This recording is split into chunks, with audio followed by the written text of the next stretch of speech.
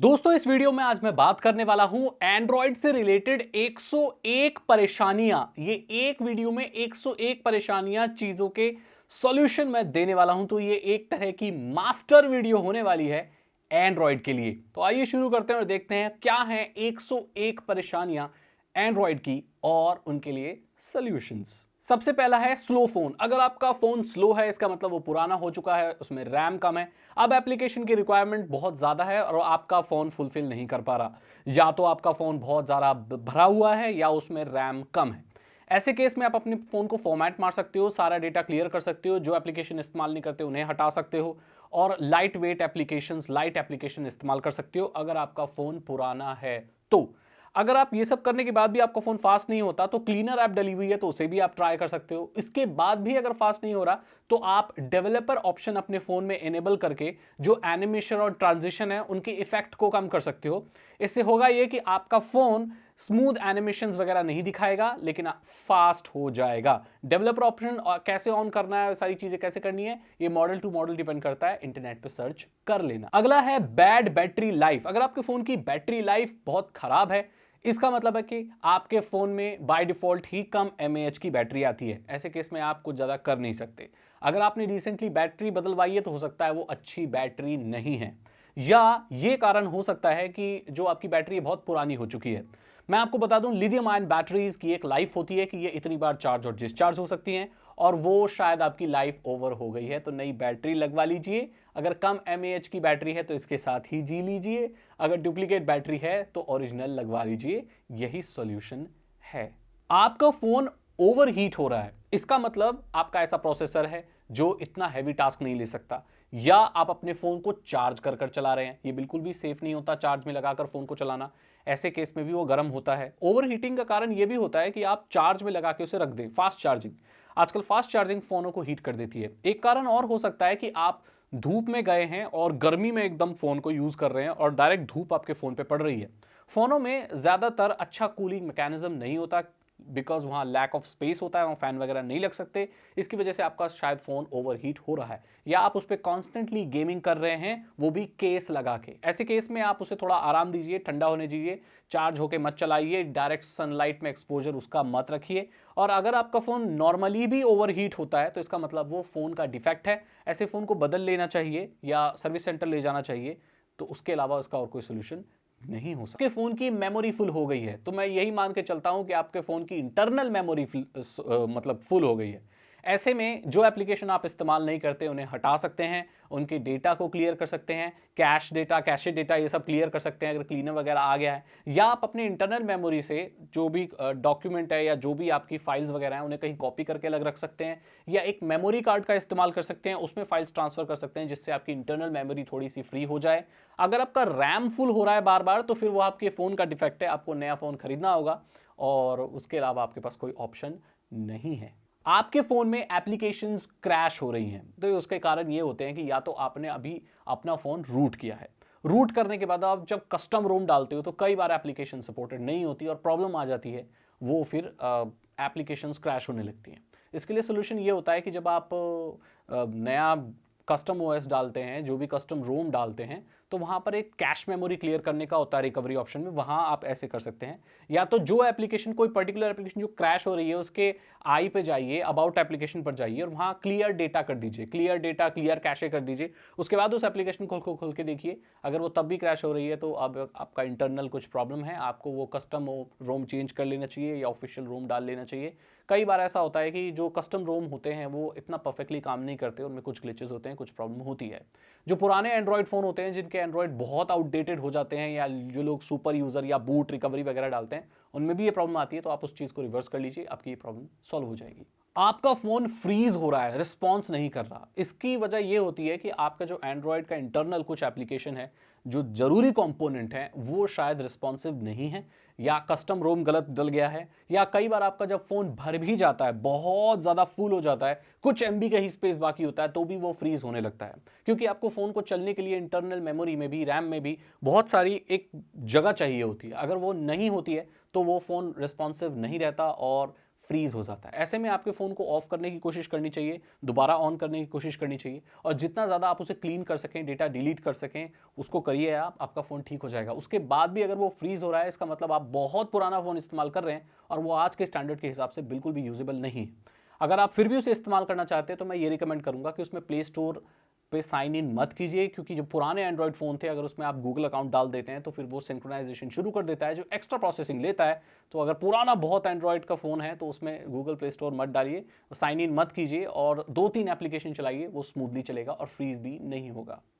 Application not downloading, इसकी वजह यह हो सकती है कि आपका प्ले स्टोर उसकी कैश मेमोरी क्लियर कर लीजिए, ये सॉल्व हो जाता है ज़्यादातर केसेस में। एप्लीकेशन डाउनलोड नहीं हो रही है, इसकी वजह ये भी हो सकता है सिर्फ डाउनलोड बता रहा है लेकिन डाउनलोड नहीं हो रहा है। वो इसलिए भी होता है कि आपने प्ले स्टोर की जो सेटिंग्स हैं उसे ओनली वाईफाई कर रखा है और आप मोबाइल डेटा पे एप्लीकेशन डाउनलोड करने की कोशिश कर रहे हैं। कई बार ये वेटिंग भी बोलता है। वो वेटिंग इसलिए बोल रहा होता है कि वो इंतजार कर रहा होता है कि कब आप अपने फ़ोन को वाईफाई से कनेक्ट करोगे एंड देन वो एप्लीकेशन को डाउनलोड करेगा। तो आप वहाँ सेटिंग पर जाकर मोबाइल डेटा भी इनेबल कर दीजिए कि एप्लीकेशन मोबाइल डेटा से भी डाउनलोड हो, और मोबाइल डेटा से आपकी एप्लीकेशन डाउनलोड होना शुरू हो जाएंगी। अगर वाईफाई पर पहले से आप फिर भी डाउनलोड नहीं हो रही हैं तो एक बार आप अपने फ़ोन को रिस्टार्ट कर लीजिए और एप्लीकेशन जो स्टोर है, आपका ऐप स्टोर है, उसके कैशे को, डेटा को क्लियर कर लीजिए और आपका वो काम करने लगेगा, आपकी एप्लीकेशन डाउनलोड होने। अगली है कि आपका जो माइक्रो एसडी कार्ड है वो शो ही नहीं हो रहा है। आपने अपने फ़ोन में माइक्रो एसडी कार्ड लगा लिया लेकिन वो दिखा नहीं रहा। इसकी वजह ये हो सकती है कि आपने मेमोरी कार्ड को अच्छे से फॉर्मेट नहीं कर रखा। आपको मालूम होगा मेमोरी कार्ड को चलने के लिए FAT32 में आपको उसे फॉर्मेट करना होता है, या आप अपने मोबाइल में लगाकर एक बार मेमोरी कार्ड को फॉर्मेट कर लीजिए। कई बार फिजिकल डैमेज होने के कारण भी मेमोरी कार्ड नहीं चलता। जैसे आपने कहीं पॉकेट में रखा है, कहीं रखा है, वो हल्का सा उसमें स्क्रैच लग गया बहुत बड़ा, या हल्का तिड़क गया है, टूट गया है, जो भी, ऐसे केस में भी मेमोरी कार्ड डिटेक्ट नहीं होता। तो ये दोनों आप प्रॉब्लम देख लीजिए। या तो आपका मेमोरी कार्ड करप्ट हो चुका है इसलिए भी वो डिटेक्ट नहीं हो रहा। करप्ट के केस में फिक्स किया जा सकता है, और अगर आपका टूट गया है तो वो फिक्स नहीं किया जा सकता। अगर फॉर्मेट गलत किया हुआ है दूसरे फॉर्मेट में तो उसे आप ठीक कर सकते हैं। अपने मेमोरी कार्ड को अपने फ़ोन से ही फॉर्मेट कर लीजिए, या किसी कंप्यूटर में डालकर उसको FAT32 से फॉर्मेट कर लीजिए और आपका वो मेमोरी कार्ड शो हो जाएगा। पानी घुस गया है फ़ोन में तो क्या करना है? बहुत सारे लोग जो पानी गिर जाता है फ़ोन में तो ये करते हैं कि उसे ऑन करने की कोशिश करते हैं, जबकि आपको ऐसा नहीं करना होता। जब आपका फ़ोन पानी में गिर जाता है तो ऑटोमेटिकली शॉर्ट सर्किट हो जाता है, या शॉर्ट हो जाता है। उसमें मैकेनिज्म होता है जो इंटरनल सर्किट्स को प्रोटेक्ट करने के लिए आपका फ़ोन ऑटोमेटिकली ऑफ हो जाता है ताकि कोई और हानि ना हो पाए। अगर आप उसको जानबूझकर दोबारा ऑन करोगे तो वो पानी ज़्यादा डैमेज करेगा, क्योंकि इलेक्ट्रिसिटी उसमें फ्लो होने लगेगी। अगर आपका फ़ोन पानी में गिर जाए और वो ऑफ हो जाए, या ऑफ ना भी हो, तो सबसे पहले उसे ऑफ कर दीजिए। ऑफ करने के बाद उसे थोड़ा खोल के, या अगर वो खुल सकता है, उसकी बैटरी रिमूव होने वाला फ़ोन है तो खोल के उसे सुखा लीजिए, या वैसे भी नहीं है तो उसे पूरा खोल के उसे हल्का सुखाने की कोशिश कीजिए और उसे झटकिए ताकि उसका पानी निकल जाए। अगर तब भी नहीं निकलता तो सर्विस सेंटर ले जाइए या किसी टेक्नीशियन के पास ले जाइए, वो बहुत कम खर्चे में उसे ठीक कर देगा। अगर आप उसे ऑन करने की कोशिश करेंगे तो शायद और ज़्यादा उसको डैमेज कर देंगे, उसके इंटरनल मदरबोर्ड को, फिर वो कभी भी ठीक नहीं होगा। तो कभी भी उसे ऑन करने की कोशिश ना करें, उसे ऑफ ही रहने दें, या अगर वो पार्शियली ऑन भी है या आधी स्क्रीन दिख रही है कुछ भी तो उसे ऑफ कर दें। उसके बाद उसे सुखाने की कोशिश करें, और जब वो आपको लगता है कि सूख गया तभी ऑन करने की कोशिश करें 3-4 दिन बाद।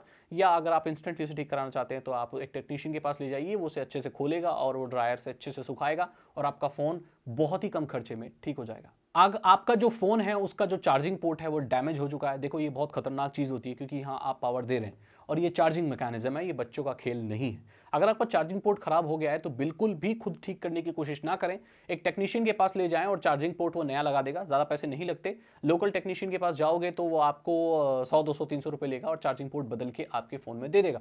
कोई ज़्यादा परेशानी नहीं। लेकिन आप खुद पिन से ठीक करने की कोशिश करें, हिला हिला कैसे करोगे तो शायद आप और ज़्यादा डैमेज भी कर सकते हो, क्योंकि ये चार्जिंग, अगर चार्जिंग मैकेनिज्म के साथ कुछ गड़बड़ हुई तो आपकी बैटरी फट भी सकती है। तो इसका यही सोल्यूशन है कि टेक्नीशियन के पास जाएं, 200-300 रुपये देके उस चार्जिंग पोर्ट को बदलवा लें, या अगर आपका वारंटी में फ़ोन है तो सर्विस सेंटर ले जाएं। आपका फ़ोन चार्ज ही नहीं हो रहा है, इसकी क्या वजह है? या तो आप गलत चार्जर इस्तेमाल कर रहे हो, आपका जो चार्जर है वो ख़राब हो चुका है या गलत रेटिंग का है, आपका केबल ख़राब हो चुका है, या आप गलत केबल इस्तेमाल कर रहे हो। ये चीज़ें चेक करने वाली होती हैं, और आप अपने फ़ोन को ऑफ करके ऑन कर लीजिए, तब वो चार्ज हो सकता है। कई बार गलत वोल्टेज मिलने पर भी फ़ोन चार्ज नहीं होता, ये भी एक वजह होती है। तो क्या चार्जिंग वोल्टेज आ रही है वो चेक कर लें, दूसरे में लगा के देख लें क्या दूसरा फ़ोन चार्ज हो रहा है, केबल चेक कर लें केबल ठीक है, चार्जर चेक कर लें चार्जर ठीक है। ये सारी चीज़ें ठीक है तो फिर फ़ोन पर बारी आती है। अगर आपका चार्जर और केबल सब कुछ सही है तो आपका फ़ोन हो सकता है कुछ दिक्कत हो, तो ओरिजिनल चार्जर से चार्ज करें, सही केबल से चार्ज करें, और फिर भी चार्ज नहीं हो रहा है तो आपके चार्जिंग मैकेनिज्म में प्रॉब्लम है। ऑन ऑफ करके एक बार ट्रबल शूट कर सकते हैं, फिर भी ना हो तो आपको सर्विस सेंटर ले जाना ही पड़ेगा। फोन की कैमरा क्वालिटी डिग्रेड हो गई है, ब्लरी फोटोज आ रहे हैं। ज्यादातर इसका कारण ये होता है कि आपके कैमरा के पीछे फिंगरप्रिंट लग गए हैं, या रिसेंटली अगर आपने कुछ तेल का काम किया है तो तेल की उंगलियां जब लग जाती हैं कैमरे पे तो भी धुंधले फोटोज आते हैं। कई बार उस पर स्क्रैच भी लग जाते हैं, या आपने कोई लैमिनेशन चढ़ा रखी है, कुछ भी चढ़ा रखी है, वो ग्लास की जितनी क्लियर नहीं होती, या आपके कवर में भी पीछे ऐसा कुछ है जो कैमरा को कवर कर रहा है, इसकी वजह से आपकी ब्लरी फोटो आती है। कई बार ये प्रॉब्लम तब भी होती है जब आप फोन को रिपेयर कराते हैं, आपका फोन खुलता है तो उसके अंदर माइक्रो डस्ट घुस जाती है। ऐसे में आप उसे क्लीन करा सकते हैं, या आप एक काम करें कि एक ग्लास क्लीनर आता है जिससे आप अपने चश्मा साफ करते हैं ना, वो चश्मे की दुकान पे एक लिक्विड मिलता है, और एक वो भी मिलता है, कपड़ा मिलता है माइक्रोफाइबर क्लॉथ, उससे आप कैमरे को साफ कर सकते हैं। कैमरे को एकदम साफ रखें, आपकी वीडियो फोटो बहुत ही साफ आएंगे। आपके फोन में वाईफाई शो ही नहीं कर रहा है, वो वाईफाई का नेटवर्क ही नहीं आ रहा है। इसकी वजह यह होती है कि राउटर बहुत दूर रखा हुआ है, या तो आपके घर का, या तो आपके राउटर में आपने ऐसा वाईफाई कॉन्फ़िगर किया जो आपका फोन सपोर्ट ही नहीं करता। ये फोन जो नए वाले फोन है इनमें ये प्रॉब्लम नहीं आती, जो पुराने फोन में से प्रॉब्लम आती है, क्योंकि उसमें डुअल बैंड वाला जो वाईफाई है वो सपोर्ट नहीं करता 5 गीगाहर्ट्ज़ वाला, और आपका जो राउटर है वो 5 गीगाहर्ट्ज़ वाला है और 2.5 गीगाहर्ट्ज़ वाला नहीं है। ऐसे केस में आपके फोन में वाईफाई सपोर्ट नहीं करता, तो मेक श्योर आप वही स्टैंडर्ड का वाईफाई हॉटस्पॉट लगाएं अपने राउटर में या अपने फोन में जो आपका पुराना वाला फोन सपोर्ट करता है। नॉर्मली ऐसा बिल्कुल भी नहीं होता। और एक और वजह होती है वाईफाई शो ना होने की, कि वाईफाई राउटर में आपने अपना जो वाईफाई नेम है उसे हिडन कर दिया है, जो SSID है वो हिडन हो गई है, मतलब वो पब्लिकली ब्रॉडकास्ट नहीं होगा कि ऐसा वाईफाई कोई चल रहा है, उसे आपको नाम मैनुअली डालना पड़ेगा, देन पासवर्ड ही, देन वो कनेक्ट होगा। तो अगर आपका वाईफाई हिडन है तो भी शो नहीं करता, या वो किसी दूसरे स्टैंडर्ड का है तो भी आपके फ़ोन में वो सपोर्ट नहीं करेगा। जैसे पुराना फ़ोन है और राउटर नया है तो वो डुअल बैंड वाला है, मतलब वो सिर्फ आपने 5G वाला ऑन किया हुआ है और इसमें 2G वाईफाई ही सपोर्ट करता, मतलब 4G वाला ही सपोर्ट करता है, तो भी प्रॉब्लम आ जाती है।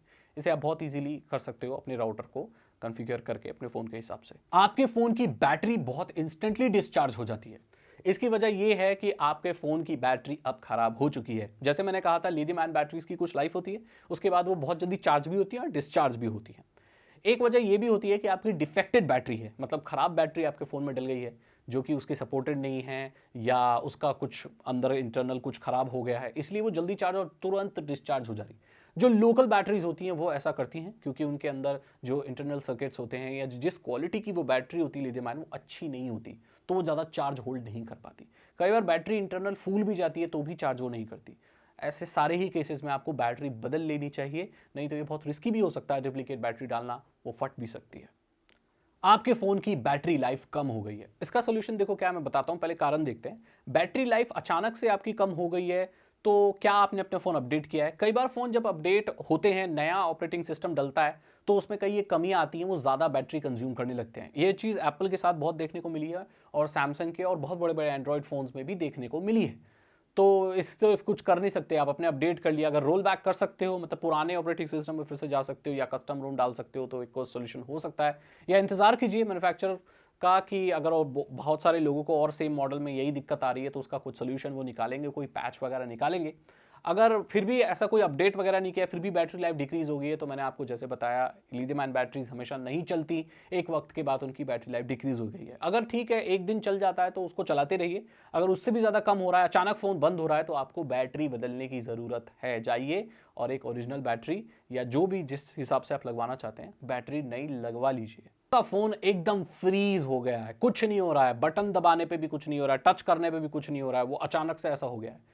आजकल जो लेटेस्ट फ़ोन है इनमें ये प्रॉब्लम देखने को नहीं मिलती, अगर मिल भी रही है तो इसका मतलब ये है कि इंटरनल कुछ उसके एंड्रॉयड में प्रॉब्लम हो गई है। या तो कई बार ऐसा भी होता है कि आप कोई ऐसी एप्लीकेशन डाल लेते हो जो आपके एंड्रॉयड के नॉर्मल ऑपरेशंस को इंटरफेयर कर रही होती है। कई बार ये चीज़ इसलिए भी होती है कि आपकी जो स्क्रीन है वो ख़राब हो जाती है, वो टच एक्सेप्ट ही नहीं करती, तो इस भी केस में आपका वो फ़ोन बिल्कुल रिस्पॉन्स नहीं दे रहा होता। इन सारे ही केस में एक टेक्नीशियन इसे ठीक कर सकता है। आप कोशिश ये करें कि उसे कई बार चार्जर पिन लगाने से भी वो रिस्पॉन्स देने लगता है। जैसे कोई भी इनपुट काम नहीं कर रहा तो आप एक चार्जर पिन लगाते हैं तो वो कई बार चार्जिंग दिखाने लगता है और आपका फ़ोन अचानक से खुल जाता है। इसे लगा के एक बार ट्राई करें, लेकिन चार्जर ज़्यादा देर तक नया लगाएं, क्योंकि अगर आपका फ़ोन फ्रीज़ हो गया दैट मीन्स उसकी बहुत सारी चीज़ें काम नहीं कर रही, मे बी उसके चार्जिंग की भी कोई इशू हो सकती है। तो आप उसे लगा के तुरंत चार्जर पिन को 2-3 बार निकाल के लगा के देखें, अगर वो रिस्पांस देने लगता है तो ठीक है, नहीं तो टेक्नीशियन के पास ही ले जाना पड़ेगा, या उसे पावर बटन और अप बटन करके उसे ऑफ ऑन करने की कोशिश करें, तब भी नहीं हो रहा है तो आपको टेक्नीशियन के पास ले जाना चाहिए और ऐसे फ़ोन से थोड़ा दूर भी रहना चाहिए, क्योंकि ये काफ़ी डेंजरस भी हो सकते हैं। कई बार जो चाइनीज़ चीप फ़ोन्स हैं वो फटने से पहले ऐसा ही चीज़ दिखाते हैं। आपके फ़ोन में बैड ऑटो करेक्शन आ रहा है, मतलब लिख कुछ रहे हैं वो अपने आप कुछ भी वर्ड लिख दे रहा है। ये बड़े लोगों को, एल्डर लोगों को काफ़ी प्रॉब्लम आती है। वो कुछ भी लिख रहे होते हैं हिंदी में तो वो इंग्लिश के वर्ड लिख जाते हैं अपने आप। इसका मतलब है आपकी कीबोर्ड सेटिंग खराब है। कीबोर्ड सेटिंग में आपने ऑटो स्पेल या स्पेल करेक्शन या स्पेल चेकर लगा रखा है। इसको आप चेंज कर सकते हैं सेटिंग में जाके अपने कीबोर्ड में, या सिंपल मैं आपको बता रहा हूं, अगर तब भी नहीं हो रहा है तो गूगल का जी बोर्ड डाल लीजिए। बहुत अच्छा कीबोर्ड है, एक नया कीबोर्ड डाल लीजिए। प्ले स्टोर पर जाइए, जी बोर्ड लिखिए, उसे डाउनलोड कीजिए, उसे इनेबल कर दीजिए और उसकी सेटिंग पर जाकर जो ऑटो करेक्शन है या जो स्पेल चेकर है इसको टिक अनटिक कर दीजिए और आपका जो फ़ोन है वो बिल्कुल भी अपने आप से वर्ड सजेस्ट नहीं करेगा और आप जो मर्जी वो लिख सकते हैं, इंग्लिश में भी। अगली चीज़ है कि आपके सारे कॉन्टैक्ट लॉस्ट हो गए हैं। ये परेशानी आजकल देखने को नहीं मिलती। ये इसलिए मिलती है ज़्यादातर कि जो लोग फ़ोन में अपना कॉन्टैक्ट वगैरह सेव करते हैं वो फ़ोन में करते हैं, उसे अपने गूगल अकाउंट से सिंक्रोनाइज नहीं करते। जैसे आप कोई भी नया कॉन्टैक्ट डाल रहे हो तो वहाँ पर ऑप्शन आता है कि किसी गूगल अकाउंट में करना है, फ़ोन में करना है या सिम में। तो आप फ़ोन में कीजिए, लेकिन वहाँ पर अपना गूगल अकाउंट भी सिलेक्ट कीजिए, जीमेल अकाउंट, और फिर अपने कॉन्टैक्ट को सेव कीजिए। जब आप ऐसा करते हैं तो अगर आपका फॉर्मेट हो जाए, टूट जाए फ़ोन, आप नए फ़ोन में जाएंगे तो आप जैसे ही अपना जीमेल आईडी वो वाला डालेंगे आपके सारे कॉन्टैक्ट ऑटोमेटिकली आ जाएंगे, क्योंकि वो आपने गूगल पे भी सेव किए हुए हैं। अब वो गूगल अकाउंट आप किसी भी फ़ोन में डालोगे तो आपके ऑटोमेटिकली कॉन्टैक्ट आ जाएंगे। अगर आपने पहले सिम में सेव किए हुए हैं, कहीं भी सेव किए हुए हैं, तो उन्हें एक बार गूगल पे भी सिंक्रोनाइज कर लीजिए, ताकि उन्हें गूगल पे भी डालिए ताकि आपके कॉन्टैक्ट लॉस्ट ना हो। ये सारी चीज़ें पहले हुआ करती थी, आजकल के ज़माने में ऐसी नहीं होती। अगर होती हैं तो इसका सोल्यूशन यही है। आपका फ़ोन ऑन ही नहीं हो रहा। अगर आपका फ़ोन ऑन नहीं हो रहा है इसका मतलब भाई कुछ भारी दिक्कत है, कुछ भी हो सकता है। एक डेड फ़ोन का कोई एक पर्टिकुलर सोल्यूशन नहीं हो सकता। डेड फ़ोन में ये भी हो सकता है मदरबोर्ड खराब हो गया हो सकता है बहुत छोटी सी चीज़ हो जैसे उसकी बैटरी खराब हो गई हो, ये भी हो सकता है कि कुछ बैटरी के कनेक्टर्स खराब हो गए हों, या वो चार्ज ही ना हो, पूरा डिस्चार्ज हो। कोई भी वजह हो सकती है। ज़्यादातर केस में अगर आपका फ़ोन ऑन नहीं हो रहा है, बहुत दिन से रखा हुआ है, तो उसकी बैटरी डीप डिस्चार्ज हो गई। उसे आपको चार्ज में थोड़ी देर लगा के रखना होगा, और जब आप लगाएंगे तो तुरंत चार्जिंग नहीं बोलता है। अगर सालों साल आपने फ़ोन अपना रखा हुआ है, उसको थोड़ा टाइम दें, थोड़े वक्त के बाद वो चार्जिंग ले लेगा, क्योंकि जो एकदम डीप डिस्चार्ज बैटरी होती है उसमें इतनी पावर नहीं होती जो फ़ोन के चार्जिंग मैकेनिज्म को भी ऑन कर पाए। ऐसे केस में आपको थोड़ी देर अपने चार्ज में लगा के रखना पड़ेगा फ़ोन। अगर वो फिर भी ऑन नहीं हो रहा है तो टेक्नीशियन के पास ले जाएं, बिकॉज उसमें कुछ इंटरनल प्रॉब्लम हो गई है। अब है कि आपका फ़ोन ऑफ नहीं हो रहा है। आप ऑफ बटन दबा रहे हैं तो बिक्स भी खुल जा रहा है, ऑफ बटन दबा रहे हैं तो कुछ भी नहीं हो रहा है, इमरजेंसी कॉलिंग कर रहा है वो। देखो ये प्रॉब्लम सैमसंग, एप्पल में बहुत ज़्यादा देखने को मिलती है। वो इसलिए मिलती है कि इनके ऑफ करने का इन्होंने तरीका ही बदल दिया है। आजकल बहुत सारे फ़ोन पावर बटन दबा के या अप वॉल्यूम अप दबा के ऑफ होते हैं, या पावर बटन दबा के या लो वाली वॉल्यूम वाली बटन दबा के एक साथ दबाएंगे तो ऑफ होते हैं। ये चीज़ ज़्यादातर लोगों को नहीं पता जो लोग फ़ोन खरीदते हैं। तो आप ऐसे कर सकते हैं, अब सैमसंग में आप पावर बटन दबा के रखोगे तो बिक्स भी ऑन हो जाता है। इसे सेटिंग से आप चेंज भी कर सकते हो, बट अगर नहीं करना चाहते तो पावर बटन को दबाओ और वॉल्यूम डाउन या वॉल्यूम अप में से कोई एक दबाओ, आपका पावर का ऑफ का ऑप्शन आ जाएगा और आप अपने फ़ोन को आराम से ऑफ कर सकते हैं। अगर तब भी नहीं आ रहा है तो इसका मतलब आपका फ़ोन फ्रीज हो गया है। तो आप उसी इंस्ट्रक्शंस को फॉलो कर सकते हैं जो मैंने फ्रीज होने वाले फ़ोन के उसमें बताया था। आपका फ़ोन बहुत गर्म हो जाता है जब आप उसमें गेमिंग करते हो या काइन मास्टर से वीडियो रेंडर करते हो। ये क्यों होता है? देखो, आपका फ़ोन का प्रोसेसर इतना कैपेबल नहीं है जितना लोड आप उस पर डाल रहे हो। कोई भी प्रोसेसर जब हैवी टास्क करता है तो वो गर्म हो जाता है, लेकिन हद से ज़्यादा गर्म हो रहा है तो ये एक अलार्मिंग चीज़ हो सकती है। हालांकि फ़ोन्स में ऐसा मैकेनिज्म है आजकल कि वो ज़्यादा गर्म हो जाए तो अपने आप ऑफ हो जाते हैं, उसके सर्किट को बचाने के लिए और बैटरी को फटने से बचाने के लिए। अगर फिर भी वो ऑफ नहीं हो रहा है तो प्लीज़ उस पर वो काम करना छोड़ दीजिए। गेमिंग के लिए थोड़ा आराम दीजिए, थोड़ा रेस्ट दीजिए अपने फ़ोन को, उसे नेचुरली ठंडा होने दीजिए, उसके बाद उसको खेलिए। और ज़्यादा रैपिडली अगर आप ऐसे गेम खेल रहे हैं कि आपका फ़ोन बहुत ज़्यादा गर्म हो रहा है, टच भी नहीं कर पा रहे हैं, तो बिल्कुल नहीं करना चाहिए, क्योंकि उसमें एक लिथियम आयन बैटरी है और वो इतने टेम्परेचर पे फट सकती है, आपको भारी नुकसान हो सकता है। आपको एक नया फ़ोन खरीदना चाहिए या उस फ़ोन में कम मतलब पावर वाले या थोड़े से लो ग्रेड के गेम खेलने चाहिए, क्योंकि आपका फ़ोन कैपेबल नहीं है कि इतने हाई एंड के गेम चला पाए। अगर आप चार्ज करके भी चला रहे हो तो भी वो ओवरहीट होता है और उसमें ये प्रॉब्लम आती है। आपके फ़ोन में बहुत सारे ऐड आ रहे हैं। देखो, ये ऐड आ रहे हैं, इसका मतलब आप ऐसा कोई फ़ोन इस्तेमाल कर रहे हो जो चीप चाइनीज़ फ़ोन्स हैं। ये इनका तरीका है पैसा कमाने का। ये ब्लोटवेयर और एड्स डालते हैं ताकि ये पैसा कमा पाए, इसलिए तो उन्होंने MIUI UI और वन UI और कलर OS और ये फलाना ठिकाना डाल रखा है ताकि ऐड दिखा के पैसे कमा पाए। कई बार ये आपके फ़ोन में वायरस आ जाने के बाद भी होता है। आपने कोई ऐसी एप्लीकेशन डाल ली है जो ट्रस्टेड सोर्स से नहीं आई है, वो आपके फ़ोन में अजीब अजीब से ऐड दिखा रही है। तो रिसेंटली अगर कोई ऐसी एप्लीकेशन डाली है जो ट्रस्टेड नहीं है, नई डाली है, जो कहीं से भी APK आ गया है या किसी ट्रस्टेड सोर्स से नहीं आई है, अजीब जगह से आई है, तो उस एप्लीकेशन को हटा दीजिए। वही कॉज कर रही है कि आपके फ़ोन में जगह जगह ऐड नज़र आ रहे हैं। कई बार इनके जो UI हैं, जो फ़ोन के जो पहले से डल के आते हैं, वो भी ये दिक्कत करते हैं। उसमें तो आप कुछ नहीं कर सकते, बट रिसेंटली कोई नई एप्लीकेशन डाली है तो उसे अनइंस्टॉल कर दीजिए और आपके फ़ोन में ऐड आने बंद हो जाएंगे। एप्लीकेशन अपने आप इंस्टॉल हो रही है, आप कुछ भी नहीं कर रहे। देखिए इसके दो कारण होते हैं। पहले ये कि जो आपका एंड्रॉयड है वो आपकी जो पहले से डली हुई एप्लीकेशन है उन्हें अपडेट कर रहा है। नई एप्लीकेशन कुछ भी नहीं डल रही है, बस आपको वो दिख रहा है, जैसे इंस्टॉलिंग व्हाट्सएप कर रहा है, पर आपके फ़ोन में तो पहले से व्हाट्सएप है, तो वो व्हाट्सएप को बेसिकली अपडेट कर रहा है, राइट। अगर फिर भी नई एप्लीकेशन आपको देखने को मिल रही है तो ये तब मिलती है जब आप अपने फ़ोन को अपडेट करते हो। ये इनकी बुरी चाल है। जब अपने फ़ोन के अपडेट करते हो, नया एंड्रॉयड डालते हो, तो ऑटोमेटिकली कुछ नई वो ब्लोटवेयर डाल देते हैं। ये चीटिंग सारी कंपनियां करती हैं, उसमें घबराने वाली कोई बात नहीं है। जो एप्लीकेशन नई आई उन्हें डिलीट कर दो। अगर आपने अपने फ़ोन में कुछ भी नया नहीं किया है, फिर भी नई नई एप्लीकेशन नज़र आ रही हैं, इसका मतलब आपके फ़ोन का जो UI है वो ख़राब है। आपका फ़ोन या तो आप टेक्नो का कोई चीप फ़ोन इस्तेमाल कर रहे हो, ओप्पो का कोई चीप इस्तेमाल कर रहे हो, या वीवो का। ये कंपनियां ऐसा करती हैं, तो उसमें तो आप कुछ कर नहीं सकते। उन्हें डिसेबल कर सकते हो, आप बाद में अनइंस्टॉल कर सकते हो अगर ऑप्शन है तो, नहीं तो उसके अलावा आप कुछ नहीं कर सकते। कई बार ये आप कोई ऐसी मैलवेयर एप्लीकेशन या वायरस वाली एप्लीकेशन डाल लेते हो जो ऑटोमेटिकली और एप्लीकेशंस को ले आती है। ज़्यादातर ये वॉलपेपर वाली एप्लीकेशन होती हैं या कोई फ़नी वीडियो वाली कुछ होती हैं, इस तरह से होती हैं। उसको अनइंस्टॉल कर दीजिए। वही कॉज कर रहा है कि वो अपने साथ और भी एप्लीकेशंस को ला रहा है, जिससे आपका फ़ोन भी भरेगा और दिक्कत भी होगी। तो ये कर लीजिए आप। आपके फ़ोन की स्क्रीन पर एक लाइन नज़र आ रही है, या तो वाइट कलर की, ग्रीन कलर की या रेड कलर की। इसका मतलब है आपकी स्क्रीन में दिक्कत है। या तो आपको फिजिकल डैमेज हुआ है, आपके फ़ोन को गिरी है वो कहीं पे, या तो उसमें मैन्युफैक्चरिंग डिफेक्ट है, मतलब वो बन के ही ख़राब आई है।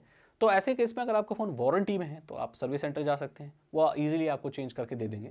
अगर आप वारंटी पीरियड में नहीं है तो आप चलाते रहिए, उसको कोई प्रॉब्लम नहीं। अगर लाइन आ रही है, बहुत ज़्यादा ख़राब लग रही है, तो आप अपनी स्क्रीन बदलवा सकते हैं। ये डिफेक्ट नॉर्मली स्क्रीन की वजह से ही होता है।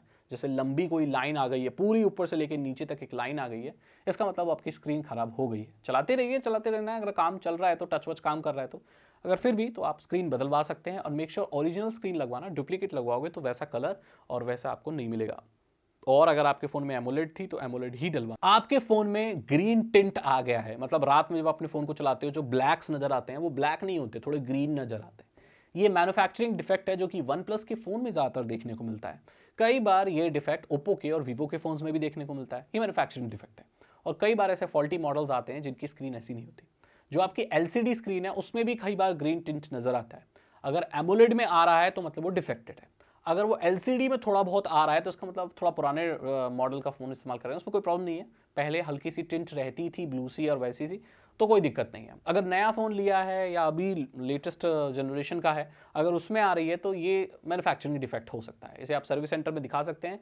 और अगर एमोलेड स्क्रीन है तो मतलब ऑलमोस्ट वो ख़राब ही हो चुकी है, तो आप उसे सर्विस सेंटर में दिखा लीजिए या स्क्रीन चेंज करा लीजिए। या अगर वारंटी में नहीं है तो आप चलाते भी रह सकते हैं, उससे कोई भी दिक्कत नहीं है जब तक आपको कोई परेशानी। आपकी स्क्रीन पर एक ब्लैक स्पॉट नजर आ गया है, मतलब डेड पिक्सल आ गया है। ये भी स्क्रीन की एक डिफेक्ट होता है। इसमें क्या होता है कि जो एमोलेड में जो अंदर सूक्ष्म LEDs लगी होती हैं उसमें से कुछ फ्यूज हो जाती हैं और वहां पर एक ब्लैक डॉट आ जाता है, क्योंकि वहां पर वो जो सूक्ष्म LED है वो लाइट प्रोड्यूस नहीं कर रही, तो वहां पर वो लाइट प्रोड्यूस नहीं कर रही तो एक ब्लैंक स्पॉट आ गया।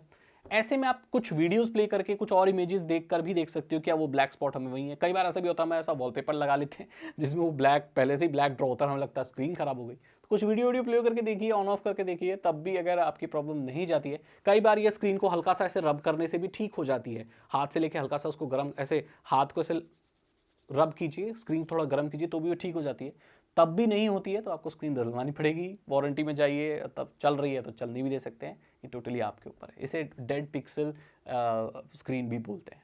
आपके फ़ोन जो गिर गया है और उसके ग्लास टूट गया है लेकिन स्क्रीन सही काम कर रही है, इसका मतलब आप एमोलेड स्क्रीन इस्तेमाल कर रहे हैं या कोई भी स्क्रीन इस्तेमाल कर रहे हैं तो ऊपर का ग्लास टूटा है। थैंकफुली आपकी जो स्क्रीन है, जो स्क्रीन का अंदर पत्ता होता है वो इंटैक्ट है, मतलब सिर्फ ग्लास टूटा है, स्क्रीन पूरी बढ़िया काम कर रही है, कहीं काला दाग वगैरह कुछ नहीं है। ऐसे केस में आपकी ओरिजिनल स्क्रीन बच गई है और उसे ठीक किया जा सकता है। लोकल मिस्त्री के पास जाइए और बोलिए मुझे ग्लास चेंज कराना है। उन लोगों के पास ऐसी मशीनें होती हैं कि वो ऐसे करके उसके ऊपर ग्लास हटा देंगे, स्क्रीन के ऊपर उसी स्क्रीन को रिपेयर कर देंगे।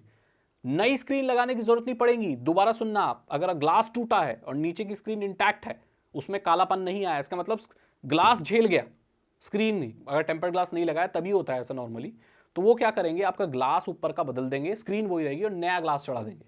ये बहुत सस्ता पड़ता है, 1000 रुपये 700 रुपये का पड़ता है, जबकि स्क्रीन डलवाओगे तो 5-5 हज़ार की आती है और उसकी क्वालिटी इतनी अच्छी होगी नहीं जो आप नई डलवाओगे। जो ओरिजिनल स्क्रीन डल के आती है वो ओरिजिनली होती है। तो आप उस ग्लास को बदलवा दीजिए, 700-800 रुपये काम हो जाएगा। नई स्क्रीन डालने के लिए बोले तो मना कर दें, क्योंकि स्क्रीन आपकी सही है, सिर्फ ग्लास टूटा है। ग्लास 700 रुपये में डल जाता है और आपका फ़ोन बच जाएगा और सही से चलने लगेगा। आपके फ़ोन में स्लो इंटरनेट चल रहा है, देखो ये तो बहुत नॉर्मल सी चीज़ है। इसके कारण ये हो सकते हैं कि जो आप मोबाइल डेटा इस्तेमाल कर रहे हो वो हाई स्पीड डेटा ओवर हो चुका है। जैसे जियो में 2 GB का प्लान है, 1.5 GB का, तो 1.5 GB ओवर हो गया तो ऑटोमेटिकली वो 1.5 GB के बाद स्लो हो जाती है स्पीड। कई बार आपके नेटवर्क अच्छे नहीं होते, टावर तो फुल आते हैं लेकिन वो उससे वो नहीं होता कि आपका नेट कितना फास्ट आ रहा है। नेट के अलग सिग्नल्स होते हैं। कई बार कंजेशन की वजह से शाम के वक्त पे बहुत सारे लोग इस्तेमाल करते हैं तो भी इंटरनेट स्लो चलता है। या अगर आप वाईफाई से कनेक्टेड हैं तो वाईफाई की इतनी स्पीड नहीं है, या आप बहुत दूर हैं राउटर से तो भी स्पीड कम हो जाती है, पिंग ज़्यादा हो जाती है। इन सारी चीज़ों को अगर फिगर आउट कर लोगे तो आपकी इंटरनेट स्पीड फास्ट हो जाएगी। अगर फिर भी नहीं हो रही है, अगर आप ब्राउजिंग कर रहे हैं तो आपके ब्राउज़र में भी दिक्कत हो सकती है। ब्राउज़र की कैशे और कुकीज़ वगैरह सब क्लियर कर लीजिए एक बार, या नया ब्राउज़र डाल के ट्राई कीजिए, आपको इंटरनेट की स्पीड मिल जाएगी। आपके फ़ोन में वाईफाई कनेक्ट ही नहीं हो रहा है तो इसकी वजह ये हो सकती है कि रेंज नहीं है, आप राउटर से वाईफाई से बहुत दूर हो इसलिए वो कनेक्ट नहीं हो रहा। दूसरा कि आपके पास पासवर्ड नहीं है। तीसरा कि आपने वाईफाई में वो स्टैंडर्ड लगा रखा है राउटर में जो आपका फ़ोन सपोर्ट नहीं करता। चौथी वजह ये होती है कि आपने डुअल बैंड राउटर में 5G वाला ऑन कर रखा है और आपका जो फ़ोन है वो 5G वाईफाई को सपोर्ट नहीं करता, तो वो बिल्कुल ना डिस्प्ले होगा, ना शो करेगा, ना कनेक्ट होगा। यही वजह हो सकती है कि आपका वाईफाई कनेक्ट नहीं हो रहा है। कई बार ये होता है कि आपका राउटर ही ऑन नहीं होता तो वाईफाई कहाँ से कनेक्ट होगा। ये चीज़ें आप देख लीजिए। कई बार आप जब हॉटस्पॉट भी बनाते हैं तो आप 5 गीगाहर्ट्ज़ का हॉटस्पॉट बनाते हैं फ़ोन में, जबकि दूसरे फ़ोन में जहाँ आपको कनेक्ट करना है वो 2.5 गीगाहर्ट्ज़ का ही सपोर्ट करता है, तो वो वाईफाई शो नहीं करेगा। तो सेम स्टैंडर्ड का होना चाहिए तब वो सपोर्ट करता है और चलता भी। तो आपके फ़ोन में बहुत सारे नोटिफिकेशन आ रहे हैं। ये चीज़ें हमारे जो एल्डर्स वगैरह हैं उनके साथ बहुत ज़्यादा होती है। वो लोग नोटिफिकेशन वगैरह क्लियर करना जानते नहीं है, बस ज़्यादा से ज़्यादा एप्लीकेशन, न्यूज़ की एप्लीकेशन, मौज, टकाटक, स्टार मेकर, ये सब डाल लेते हैं और उनका फ़ोन ऐसे स्वाइप करके देखो इतनी नोटिफिकेशन। तो इनकी वजह यही है, या तो ऑपरा ब्राउज़र इस्तेमाल करते हो, थर्ड पार्टी कोई ब्राउज़र इस्तेमाल करते हो, स्टार मेकर, मौज, टकाटक, आज तक, जी न्यूज़, या जितनी भी ये न्यूज़ की एप्लीकेशन है, ये बहुत कल्प्रिट, न्यूज़ हंट, ये सब कल्प्रिट है। ऐसी एप्लीकेशनों को आप टैप करके रखिए, इन्फो पे जाइए और नोटिफिकेशन ऑफ कर दीजिए। एंड्रॉयड अब ऐसा आ गया कि आप किसी भी एप्लीकेशन के नोटिफिकेशंस को ऑफ कर सकते हैं, तो ये बहुत हैंडी चीज़ है।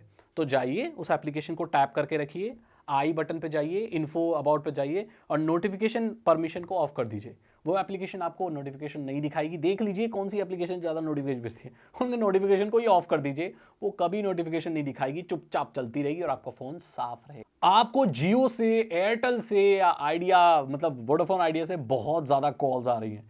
ये तब आती है जब आप रिचार्ज नहीं कराते और या तो प्रमोशनल ऑफर्स आते हैं। आपको अपने फ़ोन में 1909 डायल करने पर DND एक्टिवेट करने का ऑप्शन आता है, आपको प्रमोशनल ऑफर्स नहीं आएंगे।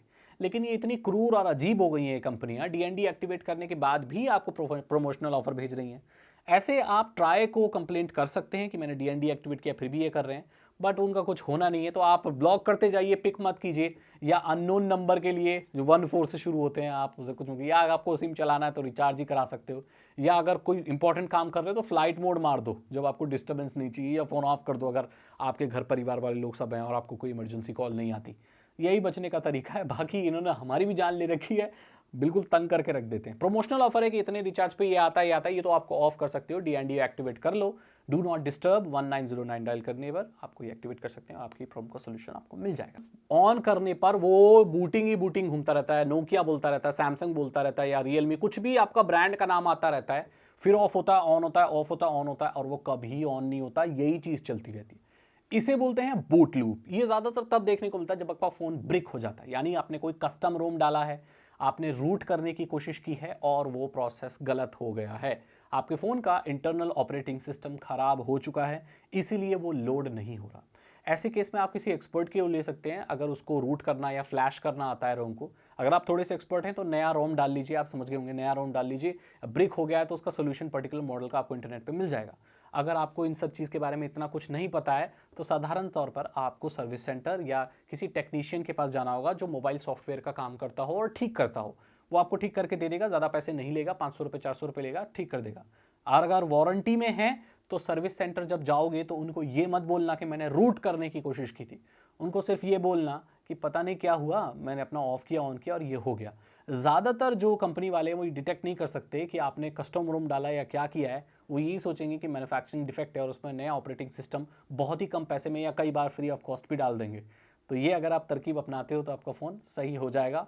और कोशिश ये करें कि जब आप रूट करना इतना अच्छा जानते नहीं है, ब्रेक होने के चांसेस हैं, वो ना करें, या किसी और का कस्टम रोम जो किसी और डिवाइस के लिए बना है उसे अपने डिवाइस में फोर्सफुली इंस्टॉल करने की कोशिश ना करें, नहीं तो आपका फ़ोन ब्रेक होगा और कई बार तो वो ठीक नहीं भी होता। मेरे फ़ोन में वायरस आ गया है, मैं क्या करूं? देखो, एंड्रॉयड में वायरस नहीं आता है, पहली बात। वो आता है इन्फेक्टेड एप्लीकेशन के थ्रू, मेलवेयर जैसी ऐसी कुछ चीज़ें आ जाती हैं। वायरस ही कहेंगे साधारण भाषा में, तो कि वायरस आ गया। ये तब आती हैं जब आप किसी की दी हुई APK, कोई एंड्रॉयड किसी की दी हुई एप्लीकेशन डाल लेते हैं या किसी ऐसे वेब पेज पर चले जाते हैं, ज़्यादातर एडल्ट वेबसाइट पे, जहाँ बहुत सारे पॉपअप आ रहे हो, अलग अलग लिंक खुल रहे हो। ऐसे केस में आपके फ़ोन में वायरस आने का होता है। तो उसको सॉल्व करने का सिंपल तरीका ये है, अगर आप अपने फ़ोन को रूट नहीं किया, नॉर्मल फ़ोन है आपका, तो आप उसे एक बार फॉर्मेट कर लीजिए। अपना सारा डेटा कहीं निकाल लीजिए, इमेजेस फोटोज़ कहीं निकाल लीजिए, कार्ड में, मेमोरी कार्ड में, कहीं भी अपने फ़ोन को पूरा फॉर्मेट कर दीजिए, एकदम क्लीन। शुरुआत कीजिए उसकी नई, तो आपका जो वायरस है वो हट जाएगा। ये सिंपल तरीका है जो हर कोई कर सकता है। अगर आपको लगता है कि आपने कोई वेबसाइट खोली है तब आया है, तो गूगल क्रोम के अबाउट में जाइए, क्लियर डेटा, एवरीथिंग क्लियर कर दीजिए और गूगल क्रोम को फिर से नया खोलिए, तो आपकी ये प्रॉब्लम सॉल्व हो जाएगी। इससे ज़्यादा आपको कुछ भी करने की ज़रूरत नहीं है। कई बार आप प्ले स्टोर पर जाते हो, लिखा था this app is not supported या अवेलेबल फॉर योर फोन। इसका मतलब जो एप्लीकेशन आप डालने की कोशिश कर रहे हो वो न्यूअर वर्जन के लिए बनी हुई है, मतलब आपका एंड्रॉयड बहुत पुराना हो चुका है और वो एप्लीकेशन नए एंड्रॉयड फ़ोन्स के लिए बनी है, तो आपके फ़ोन में वो काम नहीं करेगी, आप उसे इस्तेमाल नहीं कर सकते। अगर उस एप्लीकेशन को आप इस्तेमाल करना चाहते हैं तो आपको नया फ़ोन खरीदना पड़ेगा, या अगर आप थोड़े एक्सपर्ट इंसान हैं तो आपको कोई कस्टम रोम डालना पड़ेगा जो न्यू ईयर एंड्रॉयड वर्जन को इस्तेमाल करता हो या यूज़ करता हो। तो यही solution. This app is not available in your region. अगर ऐसा कुछ भी लिखा आता है किसी पर्टिकुलर गेम या एप्लीकेशन पे, इसका मतलब है वो गेम आपकी कंट्री के लिए अभी लॉन्च नहीं हुआ है या अवेलेबल नहीं हुआ है। कई सारे ऐसे गेम होते हैं जो किसी एक कंट्री के लिए होते हैं, जैसे कोरिया का PUBG, उसे कोरिया में ही आप प्ले स्टोर या कहीं भी कुछ खोलोगे तो आपको वहाँ मिलेगा, इंडिया में नहीं मिलेगा, वो आपके रीजन के लिए बना ही नहीं है।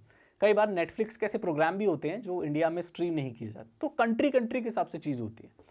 उसको अगर आप इस्तेमाल करना चाहते हैं तो तरकीब बताता हूँ, आप उसका APK डाल सकते हैं जो आपको वेबसाइट से मिल जाएगा। हालांकि मैं रिकमेंड नहीं करता, वो थोड़ा सेफ भी नहीं होता, बट अगर आपको खेलना ही है तो उसका APK डाल लो। प्ले स्टोर पर आपको नहीं मिलेगा क्योंकि वो आपकी कंट्री के लिए बना ही नहीं है। आप कोई भी डाउनलोड की गई फाइल को अपने फ़ोन में खोल नहीं पा रहे हैं, इसका सोल्यूशन क्या हो सकता है? इसका मतलब यह है कि आप कोई अननोन फाइल डाउनलोड कर रहे हो जिसका कोई उसको प्ले करने की या तो कोई एप्लीकेशन आपके फ़ोन में नहीं है या वो आपके फ़ोन में सपोर्ट नहीं करती। अगर कंप्यूटर का सॉफ्टवेयर मोबाइल में डाल लोगे तो चल थोड़ी जाएगा भाई, जो EXE फाइल होती है।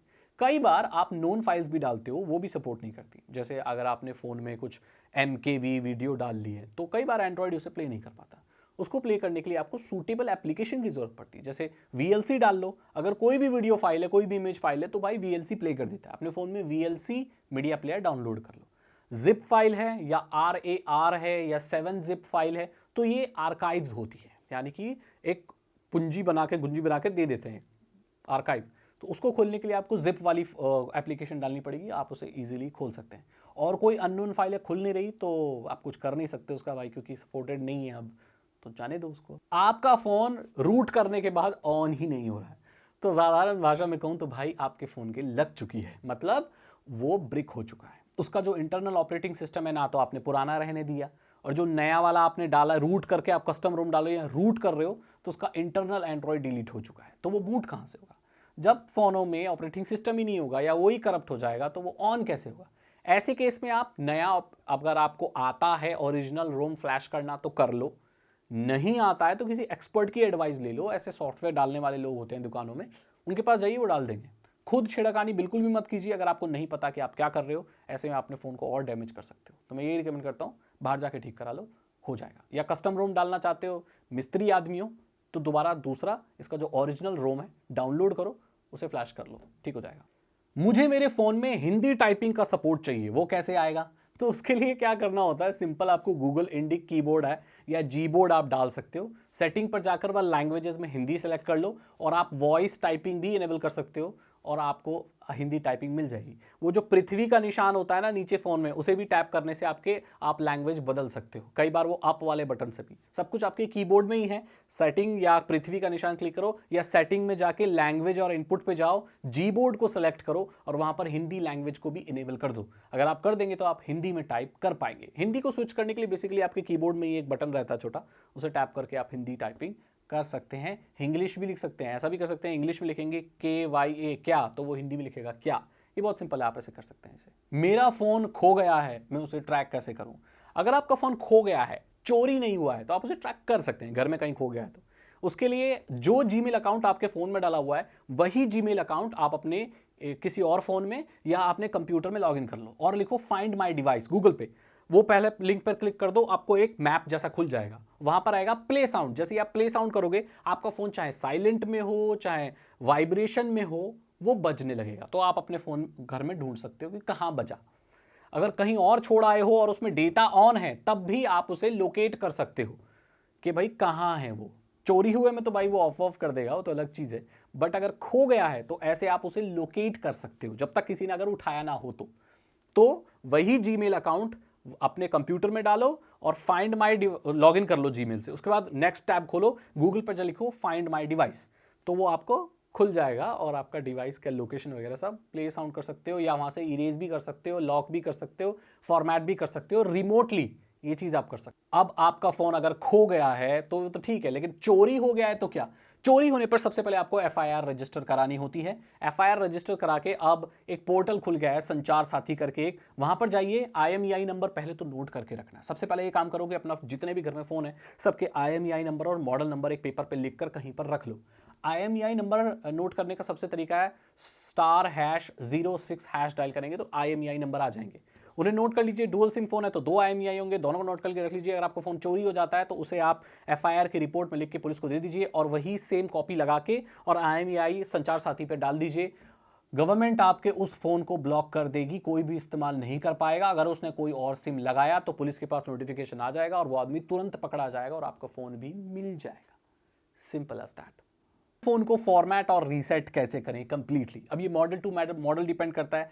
नॉर्मली आप सेटिंग पर जाइए और रीसेट लिखिए। सेटिंग भी सर्च कर सकते हैं आप। सेटिंग पर जाएंगे ना एंड्रॉइड के, तो सर्च ऑप्शन आता है, वहां फॉर्मेट रीसेट ऐसे लिखेंगे तो एक ऑप्शन आएगा बैकअप एंड रीसेट या फॉर्मेट, वहां पर जाके फॉर्मेट मार दीजिए। जब आप फॉर्मेट मार रहे होगे तो आपका जो पैटर्न है वो भी डालना पड़ेगा और एक टिक करके आप अपने मेमोरी कार्ड को भी फॉर्मेट मार सकते हैं। और ऐसे करके फिर वो आप पिन डालोगे तो 3 2 1 बोलेगा, वो फॉर्मेट हो जाएगा, ऑफ होगा ऑन होगा, आपका पूरा फोन फिर से फॉर्मेट हो गया। आपके फोन में बहुत सारे ब्लोटवेयर हैं, अनवांटेड एप्लीकेशन है, मतलब ऐसी एप्लीकेशन डली हुई हैं जो आप चाहते नहीं हो, तो उन्हें डिलीट कर लो सिंपली। डिलीट करना जिन लोगों को नहीं आता तो उस एप्लीकेशन पे ऐसे उंगली दबा के रखो और उससे फिर अनइंस्टॉल ऑप्शन आ जाता है, अनइंस्टॉल करो। कई बार कई एप्लीकेशन अनइंस्टॉल नहीं होती, पहले से डल के आती हैं, तो उसे आप दबा के रखो, इन्फो पे करके डिसेबल कर दो। अगर वो डिसेबल भी नहीं होती तो उनका आप कुछ नहीं कर सकते। आप एक टेकी पर्सन नहीं हो तो कुछ नहीं कर सकते, क्योंकि ये जानबूझकर ऐसी एप्लीकेशन डालते हैं और ये तो दुनिया की सबसे बड़ी परेशानी है आजकल फ़ोनों की।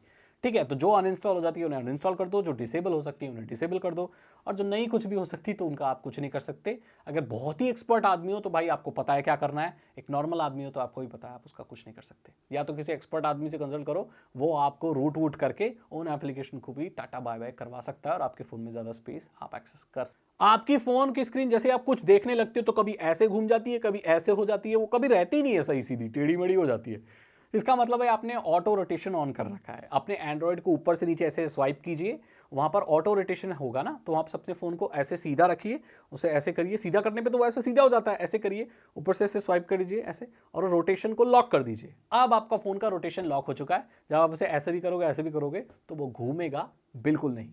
आपके फ़ोन का हॉटस्पॉट काम नहीं कर रहा है। हॉटस्पॉट ना काम करने का एक वजह ये होती है कि आपने मोबाइल डेटा ऑन नहीं कर रखा। ये छोटी छोटी सी चीज़ है, मोबाइल डेटा ऑन नहीं है, हॉटस्पॉट ऑन कर रखा है, तो इंटरनेट कहाँ से चलेगा।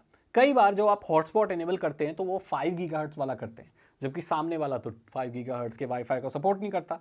कोशिश ये करें 2.5 गीगाहर्ट्ज़ को करें और WPA 2 का जो है वो इंक्रिप्शन है उसे इनेबल कर दें और पासवर्ड रखें, और देन अगर आप कनेक्ट करेंगे तो कनेक्ट हो जाएगा। सेम स्टैंडर्ड होना ज़रूरी है। अगर नया फ़ोन है तो ज़्यादातर आज के फ़ोनों में दिक्कत नहीं आती, बट फिर भी अगर थोड़ा पुराना फ़ोन है तो आप सेम स्टैंडर्ड के वाईफाई को इनेबल कीजिए और मेक श्योर कि वो हिडन ना रखें, अपने वाईफाई को शो करके रखें ताकि उसको बेचारे को दिख पाए कि कौन सा हॉटस्पॉट है, कनेक्ट कर दे। कई बार हॉटस्पॉट इनेबल होने में थोड़ा टाइम लग जाता है, थोड़ा वक्त दें, 1 मिनट का टाइम दें और आपका वाईफाई कनेक्ट हो जाएगा। पावर ऑफ बटन आपका काम नहीं कर रहा है, जब आप उसे दबा रहे हो तो कुछ और ही खुल रहा है। आजकल नए फ़ोनों में बहुत प्रॉब्लम हो गई है कि पावर बटन से फ़ोन ऑफ नहीं होते, उसे पावर बटन और ऐसे अप की दबानी पड़ती है या डाउन की दबानी पड़ती है, तब आपका फ़ोन होता है। सैमसंग के केस में कह लो, रियलमी की फ़ोन या आईफोन अगर आप इस्तेमाल कर रहे हो तो उसमें यही प्रॉब्लम आती है। तो यही काम करें, पावर बटन दबाएं और वॉल्यूम डाउन की दबा के रखें। ऑफ आता है तो ठीक है, फिर अगर नहीं आता है तो पावर की दबाएंगे, ऊपर वाला बटन दबा के, तब भी नहीं आता है तो आप ऐसे स्वाइप कीजिए, एक छोटा सा ऑफ का बटन होगा, उसे ऑफ का बटन दबा दीजिए, आपका फ़ोन ऑफ हो जाएगा। कोई भी बटन दबाने की आपको ज़रूरत ही नहीं है। ऐसे डाउन करके नोटिफिकेशन बार को या स्टेटस बार को ऐसे आप शॉर्टकट से भी ऑफ कर सकते हैं। आपके फ़ोन की वॉल्यूम बहुत कम है या कॉल पे आवाज़ पूरी सही सुनाई नहीं देती या ये प्रॉब्लम है, तो इसको कैसे करें? सेटिंग पर जाकर आप अपनी वॉल्यूम बढ़ा सकते हैं या साइड, सबसे सिंपल है, जब आप कॉल पे बात कर रहे हैं तो वॉल्यूम अप वाला बटन दबाते रहें जब तक पूरी आवाज़ नहीं हो जाती। अगर आपके रिंगटोन तेज़ नहीं बज रही है तो फ़ोन के अप वाले बटन को दबाएं, तो नॉर्मली एंड्रॉयड में वो वॉल्यूम बढ़ाने का ऑप्शन आ जाता है। जितने भी आए उन सबको ऊपर कर दें ऐसे ऐसे और आपकी वॉल्यूम बढ़ जाएगी और आपका सोल्यूशन निकल गया। कई बार ऐसा भी होता है कि कई लोग ऊपर से साइलेंट या डू नॉट डिस्टर्ब मोड लगा के रखते हैं, तो ऐसे में तो आपकी कॉल भी नहीं आएगी और कुछ बजेगा भी नहीं। तो मेक श्योर आप चेक कर लें कि डू नॉट डिस्टर्ब वाला मोड तो नहीं लग रहा है। अगर लग रहा है तो उसे अनटिक कर दें और आपका फ़ोन बजने भी लगेगा, आवाज़ भी पूरी आएगी और सब कुछ सही हो जाएगा। मेरे फ़ोन में हेडफोन जैक ही नहीं है तो मैं वायर्ड हेडफोन कैसे लगाऊं? आजकल नए फ़ोनों में ये प्रॉब्लम आ रही है कि उसमें 3.5 गोल वाला जो पतली पिन का जो हेडफोन वाला है वो होता ही नहीं, सिर्फ चार्जिंग वाला ही पोर्ट है। ऐसे में एक अडेप्टर आता है जो कि उधर लग जाता है और उधर से एक निकल के वो पिन लगाने वाला आ जाता है। तो किसी भी दुकान पर, मोबाइल की दुकान पर जाइए और मुझे उसे बोल दीजिए मुझे टाइप सी वाला हेडफोन अडेप्टर दे दो। वो आपको दे देगा 100-200 रुपये में और आप उसे लगाकर वायर्ड हेडफोन लगा के आराम से अपने उसमें तार वाले हेडफोन में सुन सकते हैं। तार वाले हेडफोन बहुत बढ़िया होते हैं, ईयरफोन बहुत बढ़िया होते हैं, क्योंकि चार्ज करने का झंझट ही कुछ नहीं, लगाओ और सुनो, चलते बनो। मुझे बहुत अच्छे लगते हैं, मैं बहुत इस्तेमाल करता हूँ। लेकिन ये नए एंड्रॉयड में इन लोगों ने देना ही बंद। मेरे फ़ोन में फाइल मैनेजर ही नहीं है भाई सिर्फ गैलरी आती है, वो फाइल वाला नहीं आता। इसका मतलब आपका फ़ोन ऐसे ही ठुल्लू है, उसमें फाइल मैनेजर नहीं दिया है या आप उसे ढूंढ नहीं पा रहे। ऐसे केस में आप गूगल प्ले स्टोर पर जाइए, फाइल्स लिखिए और गूगल का एक फाइल मैनेजर है उसे डाल लीजिए। बहुत बढ़िया है, फ्री आता है, लाइट वेट है और आपके फ़ोन में फाइल मैनेजर आ जाएगा। वही एप्लीकेशन को ओपन कीजिए, वही फाइल मैनेजर है और ज़्यादातर फ़ोनों के साथ आता है, बट नहीं आ रहा है, फाइल्स करके होता है। वो चेक कर लो एक बार, गूगल के फोल्डर में होता है वो एप्लीकेशन वाले में, वहां भी नहीं है तो आप डाल सकते हो और आप फाइल मैनेजर एक्सेस कर सकते हो। आपके फ़ोन में सिम कार्ड ही डिटेक्ट नहीं हो रहा भाई सिम तो लगा दिया लेकिन वो डिस्प्ले नहीं, कैसे चेक करें कि सिम सही लगा है कि नहीं लगा है या सिम काम करता है कि नहीं?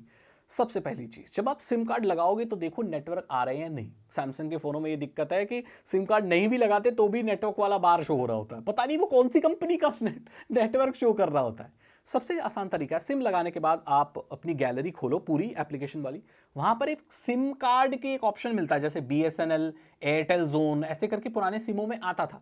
अगर वो आ रहा है इसका मतलब सिम डिटेक्ट हो गया है। या तो आप सेटिंग पर जाकर, नेटवर्क पर जाकर ये चेक कर सकते हैं या सिम कार्ड मैनेजर पर जाकर चेक कर सकते हैं कि आपका सिम डिटेक्ट हो रहा है कि नहीं। आजकल मॉडर्न फ़ोनों में तो आपका सिम कार्ड भी दिखा जाता है, सेटिंग्स सिम मैनेजर पर जाके आपका सिम का उसका नंबर भी और सिम कार्ड भी डिटेक्ट हो जाता है। अगर वहाँ डिटेक्ट हो रहा है फिर भी नेटवर्क नहीं आ रहे हैं, इसका मतलब आपका सिम ब्लॉक हो चुका है या उस एरिया पे कवरेज नहीं है, ये कोई प्रॉब्लम हो सकती है। मगर अगर आपको सेटिंग पे दिख रहा है सिम सेटिंग्स पे, इसका मतलब आपका सिम सही लगा है और कोई दिक्कत नहीं है। स्क्रीन गार्ड लगवाने के बाद आपका फ़ोन फ्रीज हो गया। कई बार ऐसा होता है कि आप स्क्रीन गार्ड लगवाते हो, टेम्पर्ड ग्लास, और आपके फ़ोन पे कुछ भी टच नहीं कर पा रहे होते हो। ये इसलिए होता है कि आपके फ़ोन की जो स्क्रीन है वो टच सेंसिटिव है।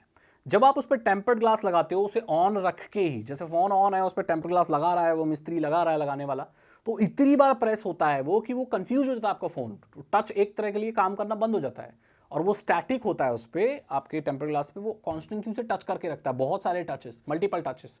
तो फ़ोन को ये लगता है बहुत बार टच किया जा रहा है, तो और एक्स्ट्रा टच के लिए इसमें रूम नहीं बचता।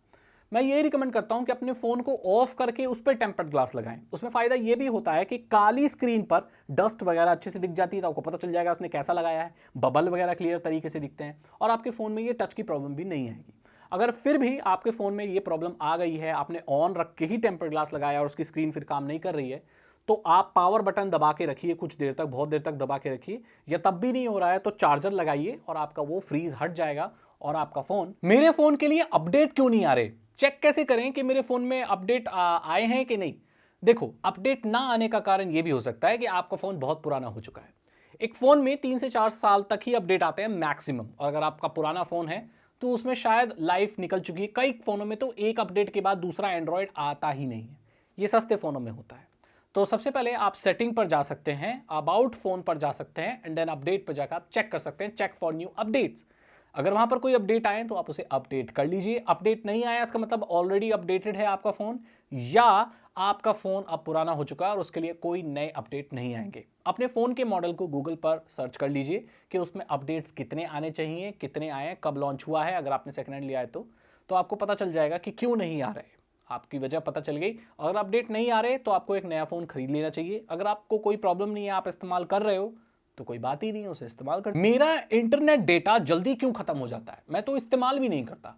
जियो वाले लोगों को ये बहुत प्रॉब्लम होती है। देखो, वजह ये है कि आपकी जो एप्लीकेशंस है वो शायद अपने ऑटो अपडेट पे लगा रखी है। यानी कि जैसे व्हाट्सएप है, नया व्हाट्सएप का वर्जन आता है तो आपका फोन उसे अपडेट करता है बैकग्राउंड में, मतलब पीछे वो डेटा लेता रहता है, क्योंकि अपडेट करने के लिए इंटरनेट की जरूरत पड़ती है।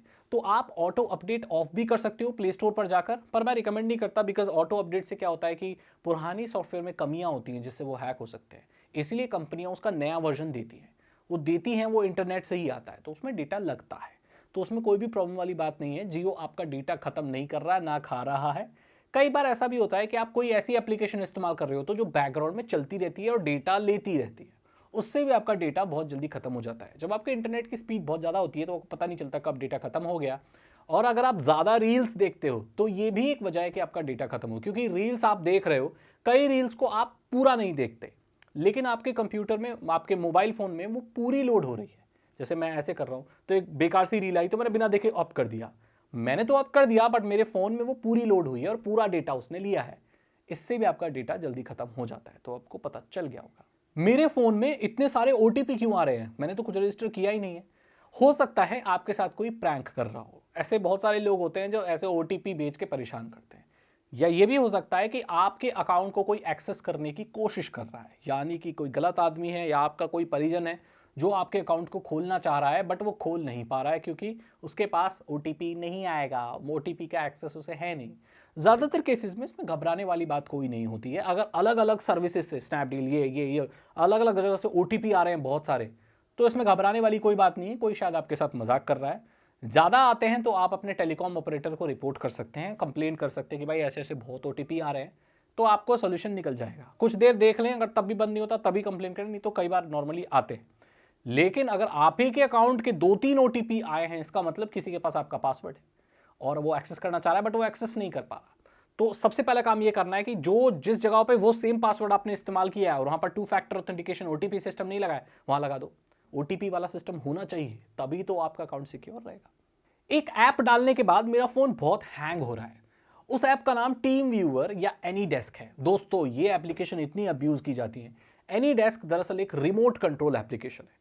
जो स्कैमर्स होते हैं वो जानबूझकर आपको एनीडेस्क डलवाते हैं ताकि आपका फोन उनके फोन में दिखने लगे, तो आपके ओटीपी, आपका बैंक का सब कुछ उनके फोन में दिखने लगेगा। किसी के कहने पर एनीडेस्क और टीम व्यूअर एप्लीकेशन नहीं डालनी चाहिए। ये रिमोट कंट्रोल एप्लीकेशन होती है, आपका फोन का कंट्रोल किसी और के हाथ में चला जाता है। तो आपका फोन हैंग इसलिए हो रहा है भाई साहब कि आपका फोन कोई और देख रहा है और वो पूरा कंट्रोल कर रहा है और आपका फोन उतना लोड नहीं ले पा रहा। तुरंत अनइंस्टॉल करें और रिपोर्ट करें। ये सबसे पहला काम करना है। किसी के कहने पे एनीडेस्क या टीम व्यूअर नहीं डालना, या किसी के कहने पर कोई भी एप्लीकेशन डाली है और आपका फोन हैंग हो रहा है, तो इसका मतलब ये है कि उसने उस एप्लीकेशन में कुछ गड़बड़ की है। उसे तुरंत अनइंस्टॉल करें और ऐसे इंसान की आप रिपोर्ट भी कर सकते हैं। मेरे फोन में मैं कॉल कैसे रिकॉर्ड करूं, और कॉल रिकॉर्ड करने पे वो एक भाषण क्यों सुना देती है कि ये कॉल रिकॉर्ड की जा रही है? ऐसे तो सामने वाले को पता चल जाएगा कि कॉल रिकॉर्ड हो रही है, तो वो कुछ बोलेगा नहीं। ये भारत में एक नया नियम आया है जिसकी वजह से एंड्रॉयड को जानबूझकर ये लगानी पड़ी है चीज़ें, पहले नहीं होती थी। इसलिए कि आप दूसरी पार्टी के परमिशन के बिना वॉइस रिकॉर्ड नहीं कर सकते उनकी। आपको दोनों पार्टी की परमिशन होनी चाहिए, तभी उसकी आप रिकॉर्डिंग कर सकते हैं। कानून यही कहता है, लेकिन एक प्रूफ के लिए कई लोग चुपके से भी कॉल रिकॉर्ड करते थे। देखो इसका भी एक सोल्यूशन है। अगर आप सैमसंग का फोन इस्तेमाल करते हो, माइक्रोमैक्स के पुराने बटन वाले फोन इस्तेमाल करते हो, कई केसेस में सैमसंग में भी ऑटो कॉल रिकॉर्ड है, उसमें ये नहीं आता। अगर एंड्रॉयड का बाय डिफॉल्ट डायलर या ओएस डल के आ रहा है, उसमें कोई स्पेशल यूआई की मॉडिफिकेशन नहीं है, तो ये होता है। आप रियलमी की फोनों में भी ये होने लगा है। तो सैमसंग का डिवाइस खरीदें, उसमें ये कॉल रिकॉर्डिंग आपको मिलती है और कोई नोटिफिकेशन भी नहीं आता, क्योंकि वो कॉल रिकॉर्डिंग गूगल के उससे नहीं हो रही होती, सैमसंग के सॉफ्टवेयर से। उनका जो डायलर है, जो कॉल करने का सॉफ्टवेयर है ना सैमसंग का, वो खुद का है। बाकी वाले जो चीप एंड्रॉयड है उसमें गूगल का काम करता है, जो जिसमें गूगल का काम करता है उसमें या भाषण देती है वो, लेकिन जो सैमसंग का डायलर है उसमें ये नहीं आता। तो सैमसंग का फोन इस्तेमाल करें तो आपको वो नहीं आएगी। और call recording, automatic call recording होती है, सैमसंग का फोन सबसे बेस्ट होता है ऑटोमेटिक कॉल रिकॉर्डिंग के लिए। और जो ऑटोमेटिक कॉल रिकॉर्डिंग की एक्स्ट्रा एप्लीकेशन आती थी वो अब काम नहीं करती। मेरे फोन में फुल स्टोरेज नहीं दिखाता। मेरा फोन है तो 128 जीबी का, लेकिन 95 जीबी ही दिखाता है, 90 जीबी दिखाता है। बाकी का डेटा कहाँ गया मेरा? क्या ये कंपनियां झूठ बोलती है? 128 वाला खरीदा था, 64 वाला खरीदा था, लेकिन 40 ही मिला है, 112 ही मिला है, कहाँ गया बाकी का स्पेस? आपका एंड्रॉयड को चलने के लिए ऑपरेटिंग सिस्टम भी सेव करना होता है, सिस्टम फाइल्स भी होती हैं, आपकी एप्लीकेशन भी होती है, वो कहाँ स्टोर होंगी? इंटरनल मेमोरी में ही तो होंगी ना। तो यही नियम कहता है कि 128 जीबी रोम है आपके उसका, तो आपको पूरा 128 कभी नहीं मिलेगा, आपको 28-30 जीबी रिजर्व रहता है, जो चलने के लिए ज़रूरी होता है। कंपनियां आपसे झूठ नहीं कह रही हैं, लेकिन पहले से भी एक चीज़ लोड होकर आती है, वो है आपका एंड्रॉयड ऑपरेटिंग सिस्टम। मेरे फ़ोन में नोटिफिकेशन बहुत लेट आ रहे हैं, मतलब जो इंपॉर्टेंट मेल मेरे को तुरंत मिलना चाहिए वो 2 घंटे बाद आ रहा है। मेरे को व्हाट्सएप के मैसेज भी नहीं आ रहे। ये इसीलिए होता है कि आप अपने फ़ोन में पावर सेविंग ऑन कर रखिए। पावर सेविंग से क्या होता है कि आपका फ़ोन मेल, अगर आप पावर सेविंग नहीं लगा के रखते तो आपका फ़ोन मेल्स हर मिनट पे चेक करता है। पावर सेविंग, और उसमें पावर लगती है, बैटरी लगती है, बार बार चेक करेगा तो। लेकिन आपका फ़ोन पावर सेविंग मोड में 1 घंटे में एक बार मेल चेक करता है, तो इसीलिए मेल आपको 1 घंटे बाद मिलता है, 2 घंटे बाद मिलता है। पावर सेविंग मोड हटा लीजिए और आपको इंस्टेंटली अपना नोटिफिकेशंस मिलने लगेंगे। कई बार आप डेटा भी ऑन नहीं करते हो तब भी ये प्रॉब्लम आती है। इसके अलावा और कोई इशू नहीं होता नॉर्मली। बैंक के ओटीपी नहीं आते मुझे, मैं कुछ खरीदना चाह रहा हूं यार, कार्ड नंबर डाला मैंने या डाला कुछ भी नेट बैंकिंग का, मुझे ओटीपी नहीं आ रहे। कई बार ये आपके बैंक के सर्वर की वजह से भी होता है। अगर एसबीआई का बैंक है, एचडीएफसी है, आईसीआईसीआई, कोई बैंक है, इनके सर्वर कभी कभी बिजी होते हैं या मेंटेनेंस पे होते हैं या लिंक आउट होता है इनका। ऐसे में ओटीपीज नहीं आते, बाद में आते हैं बहुत, ये कई बार आते ही नहीं है, तो वो सर्वर की वजह से होता है। कई बार ये नेटवर्क ऑपरेटर की वजह से भी होता है कि आपके नेटवर्क ठीक नहीं आ रहे या आपके नेटवर्क में कंजेशन है। तो इसके लिए आपको ये करना है कि फ्लाइट मोड ऑन करके एक बार ऑफ कर लें, या तो अपने फ़ोन को ऑफ करके ऑन कर लें एक बार, अगर फ्लाइट मोड ऑन करना नहीं आता तो ऐसा आप करते हैं तो आपका फिर से कनेक्ट होता है नेटवर्क से, और जो नेटवर्क कंजेशन है कई बार हट जाते हैं। अगर बैंक के सर्वर में प्रॉब्लम है तो आप कुछ भी नहीं कर सकते। तो यही 2 वजह होती हैं। एक सॉल्यूशन मैंने आपको बता दिया, फ्लाइट मोड या ऑफ ऑन करने वाला। इसके अलावा आप ज़्यादातर कुछ नहीं कर सकते। फिर भी अगर फिर भी नहीं आ रहे हैं तो आप एक बार चेक कर लीजिए बैंक से कि आपका वो कार्ड एक्टिव है या आपका बैंक अकाउंट एक्टिव है भी या नहीं। फोन वाइब्रेट ही नहीं हो रहा है यार, कॉल आती है कुछ भी होती है तो वाइब्रेट नहीं होता। ज़्यादातर केसेस में ये सेटिंग की प्रॉब्लम होती है। सेटिंग पर जाकर वाइब्रेशन ऑन कर दीजिए आप, टोन सेटिंग या नोटिफिकेशन सेटिंग पर जाके कर सकते हैं, अलर्ट में, वॉल्यूम एंड अलर्ट्स में जाके कर सकते हैं वहाँ। और अगर वो आपने सही किया हुआ फिर भी वाइब्रेट नहीं हो रहा है तो इसका मतलब आपके फ़ोन की जो वाइब्रेटिंग मोटर होती है वो ख़राब हो चुकी है। ये ज़्यादातर उन लोगों की होती है जो हैप्टिक फीडबैक ज़्यादा लगा के रखते हैं या जिनमें वाइब्रेशन ज़्यादा वो करते हैं। कई लोग बहुत वाइब्रेशन इस्तेमाल करते हैं और उनका लो क्वालिटी का फ़ोन होता है, या कई बार मशीन है ख़राब हो जाती है, अच्छे से अच्छे फ़ोनों की ख़राब हो जाती है। अगर वारंटी में है तो आप जाइए सर्विस सेंटर, वारंटी में नहीं है तो लोकल दुकान पर जाइए और 100-200 रुपये दे के आपको वो अलग वो डाल देगा। कोई भी प्रॉब्लम नहीं आती, आराम से आपका वाइब्रेटिंग मोटर डल जाएगी और आपका फ़ोन फिर से वाइब्रेट करने लगेगा। ध्यान दें कि जब वाइब्रेटिंग मोटर लगाएं तो उसको बोलें कि वाइब्रेटिंग मोटर के सामने एक रबर की पैकिंग होती है, वो उसे बहुत अच्छे से लगाए। नहीं तो अगर वो अच्छे से ग्लू करके नहीं लगाएगा तो आपका फ़ोन टर टर बोलेगा, घन घन नहीं बोलेगा। इस बात का ध्यान रखना और आपकी प्रॉब्लम सॉल्व हो जाएगी। मेरे पास जो भी इमेज आती है ना व्हाट्सएप से, मैं उसे गैलरी में शो नहीं करना चाहता। कुछ ऐसी फोटो आती हैं जो मैं नहीं चाहता कि मैं गैलरी खोलूँ तो सारी फोटो नजर आ जाए। इसका सोल्यूशन सिंपल ये है कि आप सबको हाइड करना चाहते हो तो अपने व्हाट्सएप फोल्डर में जाओ, फाइल मैनेजर खोलो और व्हाट्सएप कहां पर इमेज स्टोर कर रहा है इंटरनल मेमोरी में, उस व्हाट्सएप फोल्डर पे जाओ और एक नई फाइल बनाओ जिसका नाम रखो .nomedia. उस फाइल को आप जैसे इस फोल्डर में रख दोगे इमेजेस वाले में, तो आपकी कोई भी व्हाट्सएप की इमेज आपकी गैलरी में शो नहीं होगी। अगर आप किसी पर्टिकुलर कॉन्टैक्ट के भेजे रिसीव किए गए इमेजेस को गैलरी में शो नहीं करना चाहते तो व्हाट्सएप ने एक अच्छा फीचर दे दिया है। उस व्हाट्सएप में उस कॉन्टैक्ट को खोलिए और मीडिया पे जाइए, मीडिया डिसअपियर पे जाइए, वहां पर कीजिए कि do not show media of this contact. अगर आप ऐसे करेंगे तो वो आदमी जो भी आपको इमेज भेजेगा वो आपकी गैलरी में नजर नहीं आएगी। एक फोन में 2 व्हाट्सएप कैसे चलाए जाते हैं? तो इसका साधारण तरीका यह है, अगर आपके फोन में ऐप क्लोनिंग का ऑप्शन है कि एक ऐप के 2 वर्जन कर सकते हो, तब तो आप 2 वर्जन बना लोगे, उसके क्लोन कर लोगे, 2 व्हाट्सएप हो जाए। अगर नहीं है तो आपको क्या करना है, एक में व्हाट्सएप नॉर्मल वाला डाल लो, एक में बिजनेस व्हाट्सएप डाल लो, और दोनों में अलग अलग नंबर से आप लॉग इन कर लो, और एक फोन में आप ऐसे 2 व्हाट्सएप चला सकते हो। यानी या तो अगर आपके फोन में क्लोन ऐप्स का ऑप्शन है तो एक ही व्हाट्सएप को क्लोन कर लो, दोनों में अलग अलग नंबर डालो, और आप बड़े आसानी से 2 व्हाट्सएप एक फोन में चला सकते हो। योनो ऐप है जो एसबीआई की बैंकिंग ऐप है, कोई भी बैंक की, वो मेरे फोन में काम नहीं कर रही। वो ये बोल रही है कि आपका फोन सपोर्ट नहीं करता, आपको न्यू ईयर एंड्रॉइड वर्जन चाहिए। न्यू ईयर, इसका मतलब है न्यू ईयर नहीं, न्यूअर क्या बोलते हैं, नया। इसका ये मतलब होता है कि जो बैंकिंग एप्लीकेशन होती है वो लेटेस्ट एंड्रॉइड में ही काम करती है, क्योंकि उसमें कोई कमियां नहीं है, ज़्यादा फीचर है, सिक्योरिटी वाइज वो अच्छा माना जाता है। जबकि पुराना एंड्रॉइड जो आउटडेटेड होता है वो सिक्योरिटी के हिसाब से अच्छा नहीं माना जाता। इसलिए normally banking application latest Android में चलती हैं सिक्योरिटी रीजंस की वजह से। इसमें आप कुछ नहीं कर सकते, आपको एक नया फ़ोन ही खरीदना पड़ेगा, या आप अपने फ़ोन को अपडेट कर लीजिए। उसके लिए अगर लेटेस्ट एंड्रॉइड का अपडेट है तो अपडेट करना बहुत आसान है, मैंने आपको पहले ही बता दिया है, तब आप चला सकते हैं। अन्यथा आपको नया फ़ोन लेना पड़ेगा बैंकिंग करने के लिए, और ये एक अच्छी प्रैक्टिस भी है नया फ़ोन इस्तेमाल करना बैंकिंग के लिए जो सेफ एंड सिक्योर हो। मेरे फ़ोन में गेम्स स्मूथली नहीं चलते, हाई सेटिंग पे लैग करते हैं। मैं BGMI, PUBG, free fire, apex legends कुछ भी स्मूथली नहीं खेल पाता। मेरा फ़ोन तो बहुत अच्छा है, महंगा वाला है। देखो, महंगे होने से कुछ नहीं होता। आजकल महंगे से महंगे फ़ोनों में भी कई बार प्रोसेसर अच्छे नहीं आते, लो क्वालिटी के MediaTek प्रोसेसर आते हैं। मेन खेल प्रोसेसर और GPU का ही है। अगर आपको मिट्टी 10 लाख की दे दी जाए तो वो बदल के कुछ और नहीं, सोना नहीं हो जाएगी, वो मिट्टी ही रहेगी। ऐसे ही अगर आपको फ़ोन आपने महंगा खरीदा है स्क्रीन और कैमरा देख के, और उसका प्रोसेसर नहीं देखा है, तो कितना भी अच्छा फ़ोन हो आपका, वो जो लैग करेगा गेम। इसमें आप सॉल्यूशन ये कर सकते हो कि गेम की क्वालिटी कम करके देख लो थोड़ी। अगर आप हाईएस्ट सेटिंग में HDR में फुल HD 60 FPS पे 90 FPS पे चला रहे हो तो उसे कम करके नॉर्मल पे कर दो, तो आपका फ़ोन लैग, वो आपका जो गेम है वो हैंग नहीं होगा, सही से चलेगा। यही एक सॉल्यूशन हो सकता है, अन्यथा आपको नया फ़ोन ही खरीदना पड़ेगा। कई बार आपका फ़ोन क्लटर भर जाता है, बहुत ज़्यादा भर जाता है, या बैकग्राउंड में कुछ चल रहा है उसकी वजह से भी होता है, बट ये बहुत कम ही देखने को मिलता है। मेरे फ़ोन की कैमरा क्वालिटी बहुत ख़राब हो गई है अपडेट करने के बाद। ये फ़ोन कंपनियां बहुत ज़्यादा बदनाम हैं, एप्पल, सैमसंग और ये सारी कंपनियां, कि जब भी ये अपडेट देती हैं तो कैमरा क्वालिटी के साथ ऐसी छेड़खानी कर देती हैं कि वो ख़राब हो जाता है। मैंने भी नोटिस किया, बहुत सारे लोगों ने किया, अपडेट करने के बाद फ़ोन का कैमरा ख़राब हो जाता है। कई बार ऐसा होता है कि कैमरा के लिए नए अपडेट पुश करते हैं जो किसी चीज़ फिक्स करने के लिए करते हैं, बट कुछ ऐसे इशू भी उससे हो जाते हैं अनइंटेंशनली मे बी या इंटेंशनली, जिससे कैमरा क्वालिटी कम हो जाती है। और ये शायद इसीलिए भी होता है ताकि आप नया फ़ोन खरीदें।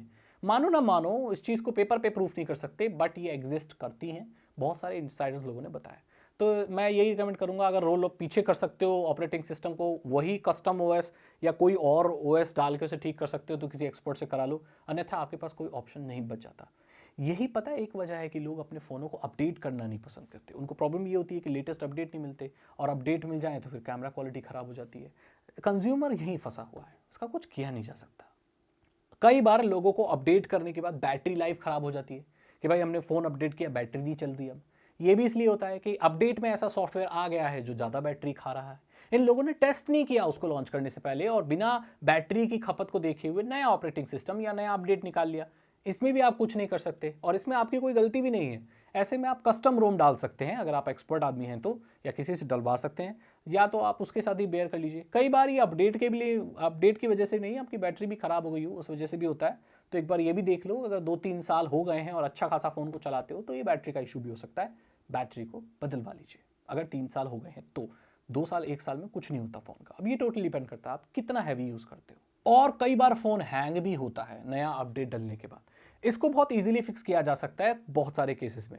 अगर आपका फ़ोन हैंग हो रहा है अपडेट के बाद, इसका मतलब आपका फ़ोन उन एप्लीकेशंस को नए ऑपरेटिंग सिस्टम के हिसाब से, नए अपडेट के हिसाब से ऑप्टिमाइज कर रहा है। जब आप अपनी सैमसंग के डिवाइस को या किसी को भी अपडेट करते हो, तो जब आप फर्स्ट टाइम बूट करते हो तो लिखा होता है ऑप्टिमाइजिंग एप्लीकेशंस। ये प्रोसेस कभी कभी पूरा नहीं हो पाता और आपका फ़ोन बूट हो जाता है। ऐसे केस में उसको आप कुछ देर फ़ोन को रख दीजिए, इस्तेमाल मत कीजिए, डेटा ऑन करके रख दीजिए, और 1-2 घंटे बाद, 3 घंटे बाद आइए और इस्तेमाल कीजिए, और ज़्यादातर केस में ये ठीक हो जाता है। एक बार रिस्टार्ट करने की ज़रूरत होती है। अगर तब भी नहीं हो रहा है तो इसका मतलब वो अपडेट में कोई दिक्कत थी, जिन्होंने आपके फ़ोन की बैंड बजाती है और इसमें आप ज़्यादा कुछ कर नहीं सकते सिवाय कस्टम रोम डालने के या अपडेट को रोल बैक करने के, पुराना एंड्रॉयड डालने के जो उसमें पहले से डल के आया था। ये भी आप फ्लैश कर सकते हो अगर आप एक्सपर्ट इंसान हो तो। मेरा फोन स्लो चार्ज हो रहा है, अरे यार चार्ज ही नहीं हो रहा, 35% से ऊपर ही नहीं बढ़ रहा। इसका कारण ये होता है कि आप बहुत बड़ा डेटा केबल इस्तेमाल कर रहे हो। देखो तार जितना ज़्यादा लंबा होगा ना उतनी पावर कम हो जाएगी। कितना ही फास्ट चार्जिंग फोन क्यों ना हो, अगर चार्जर फास्ट चार्जर वाला नहीं है, फास्ट चार्जर नहीं है और केबल बहुत बड़ी है तो आपका फोन पूरे दिन में भी चार्ज नहीं होगा। या इनकम्पैटिबल चार्जर इस्तेमाल करना, जैसे आपका 1 एम्पियर का चार्जर है, 1 एम्पियर का, और उससे आप सैमसंग गैलेक्सी S22 अल्ट्रा को चार्ज कर रहे हो। आपको क्या लगता है कैसे चार्ज होगा? वो बहुत स्लो चार्ज होगा। चार्ज तो होगा बट उसमें प्रॉपर पावर नहीं मिल रही, ऊपर से आपका केबल इतना लंबा है। सिद्धांत ये कहता है डीसी वोल्टेज का, जितना केबल लंबा हो उतना पावर लॉस होती है। कोशिश ये करें कि फास्ट चार्जिंग करनी है तो केबल को छोटे से छोटा रखें और ऐसा केबल रखें जो फास्ट चार्जिंग के लिए बना हो। दुकानदार से जाके बोलिए, या तो देखो सबसे पहले जो केबल आपके फोन के साथ आता है वो बहुत परफेक्ट होता है, वो फास्ट चार्जिंग के लिए होता है, आपके फोन के लिए बना होता है। अगर वो खो जाए तो मार्केट में जाके बोलिए मुझे फास्ट चार्जिंग इतने वॉट का चार्जिंग करनी है, फास्ट चार्जिंग वाला केबल चाहिए, तो फास्ट चार्जिंग वाला टाइप सी केबल लाइए। चार्जर भी सेम रेटिंग का लाइए, जैसे अगर आपका फोन 3 एम्पियर सपोर्ट कर तो 3 एम्पियर वाला होना चाहिए। कई बार जो फोन होते हैं वो प्रोप्राइटरी चार्जर मैकेनिज्म करते हैं, जैसे वीवो का अलग है, फ्लैश चार्ज, वू चार्ज, ये सब चार्जर, वो वाले चार्जर लेके आएं और केबल छोटा रखें, आपका फोन फास्ट चार्ज होगा। अगर स्लो चार्ज हो रहा है तो उसकी वजह मैंने आपको बता दी, लंबा केबल, इनकम्पैटिबल चार्जर। मेरा मोबाइल डेटा काम नहीं कर रहा, मैं एक्चुअली मेरा सिम किसी और स्टेट का है, पर अभी मैं दूसरे स्टेट में हूं और यहाँ पर मेरा डेटा आ ही नहीं रहा, नेट ही नहीं चल रहा मेरा। ये इसलिए होता है कि आपने डेटा रोमिंग ऑन नहीं कर रखा। ज़्यादातर केस में ये प्रॉब्लम नहीं होती, लेकिन ये एक छोटी सी प्रॉब्लम है जो होती है। तो सेटिंग पर जाकर डेटा रोमिंग ऑन कर दे। इससे क्या होगा कि अगर आप कहीं और भी स्टेट में, अपने होम स्टेट में नहीं है, तो आपको मोबाइल नेटवर्क मिलता रहेगा। ये कई बार विदेश जाने पर भी प्रॉब्लम होती है, जब फॉरेन कंट्रीज में जाओगे तो डेटा रोमिंग ऑन नहीं करोगे तो आपको मोबाइल में नेटवर्क नहीं आते, और किसी ऐसी कंट्री में जाते हो जहाँ कई बार पूरे ही नेटवर्क नहीं आते, तो इस चीज़ को करके देख लो, तब भी होता है। या एक वजह ये भी हो सकती है कि मोबाइल प्लान आपका ओवर हो चुका है। कई बार ये भी प्रॉब्लम हो चुकी होती है कि आपका डेटा प्लान ओवर हो चुका है और आपके मोबाइल में बैलेंस ही नहीं है, या कई बार ये नेटवर्क का इशू भी होता है। तो ये सारी चीज़ एक बार चेक कर लीजिए, एक बार फ़ोन को फ्लाइट मोड में ऑन और ऑफ कर लीजिए, और जाके ये भी चेक कर लीजिए कि आपकी जो नेटवर्क सेटिंग लगी हुई है, क्या वो 4G लगी हुई है, 2G लगी हुई है, या क्या लगी हुई है, 3G लगी हुई है। कई सारे ऑपरेटर अब 3G इंटरनेट नहीं देते, और अगर आपका बाय डिफॉल्ट 3G सेट हो गया है, सेटिंग बदल गई है, तो नेटवर्क नहीं आएंगे, मोबाइल डेटा भी आपको सपोर्ट नहीं करेगा। जाकर एक बार चेक कर लीजिए जिस सिम से आप इंटरनेट इस्तेमाल कर रहे हैं उसकी सेटिंग क्या है। मैंने अपने फोन को फैक्ट्री रीसेट कर दिया है, अब मैं अपने डेटा को कैसे रिकवर करूं, ये सवाल बहुत ज्यादा आता है मेरे पास। देखो, अगर आपने फोन को फैक्ट्री रीसेट कर दिया है तो कुछ कर नहीं सकते आप अपने फोन को पहले ही बैकअप करके क्यों नहीं रख लेते? एंड्रॉइड में बैकअप एंड रीसेट सेटिंग में जाते हैं आप, तो आप एक पेन ड्राइव, यूएसबी वाली पेन ड्राइव आती है ना, टाइप सी वाली, उसको लगा के अपना सारा एंड्रॉइड का डेटा उस पेन ड्राइव में बैकअप करके रख सकते हैं। इन केस आपका फोन फॉर्मेट हो जाए तो उस पेन ड्राइव को लगा के आप वापस अपने फोन को वैसा ही, सेटिंग्स वगैरह भी सब कुछ आ जाता है। ये करके रख लेना है एक बार। अगर ये नहीं कर रखा है तो कुछ स्पेशल सॉफ्टवेयर आते हैं जो आपके एंड्रॉइड के डेटा को अगर आपने रीसेट भी कर दिया तो वापस ला देते हैं, लेकिन ये काम करेंगे नहीं करेंगे इसकी कोई गारंटी नहीं होती। हाँ, अगर आप अपने मेमोरी कार्ड को फॉर्मेट कर देते हो तो उसका डेटा रिकवर करना बहुत आसान होता है, उसका सक्सेस रेट भी हाई होता है। मेमोरी कार्ड को एक कार्ड रीडर में लगाइए, कंप्यूटर में लगाइए और डेटा रिकवरी सॉफ्टवेयर डाल लीजिए कोई भी, और उससे आप डिलीट किए गए, फॉर्मेट किए गए डेटा को रिकवर कर सकते हैं। ये बहुत आसान होता है। मैंने अपने मेमोरी कार्ड में कुछ डिलीट कर दिया है, क्या वापस आ सकता है? मैंने 2-3 बार फॉर्मेट कर दिया है मेमोरी कार्ड को, क्या कुछ आ सकता है?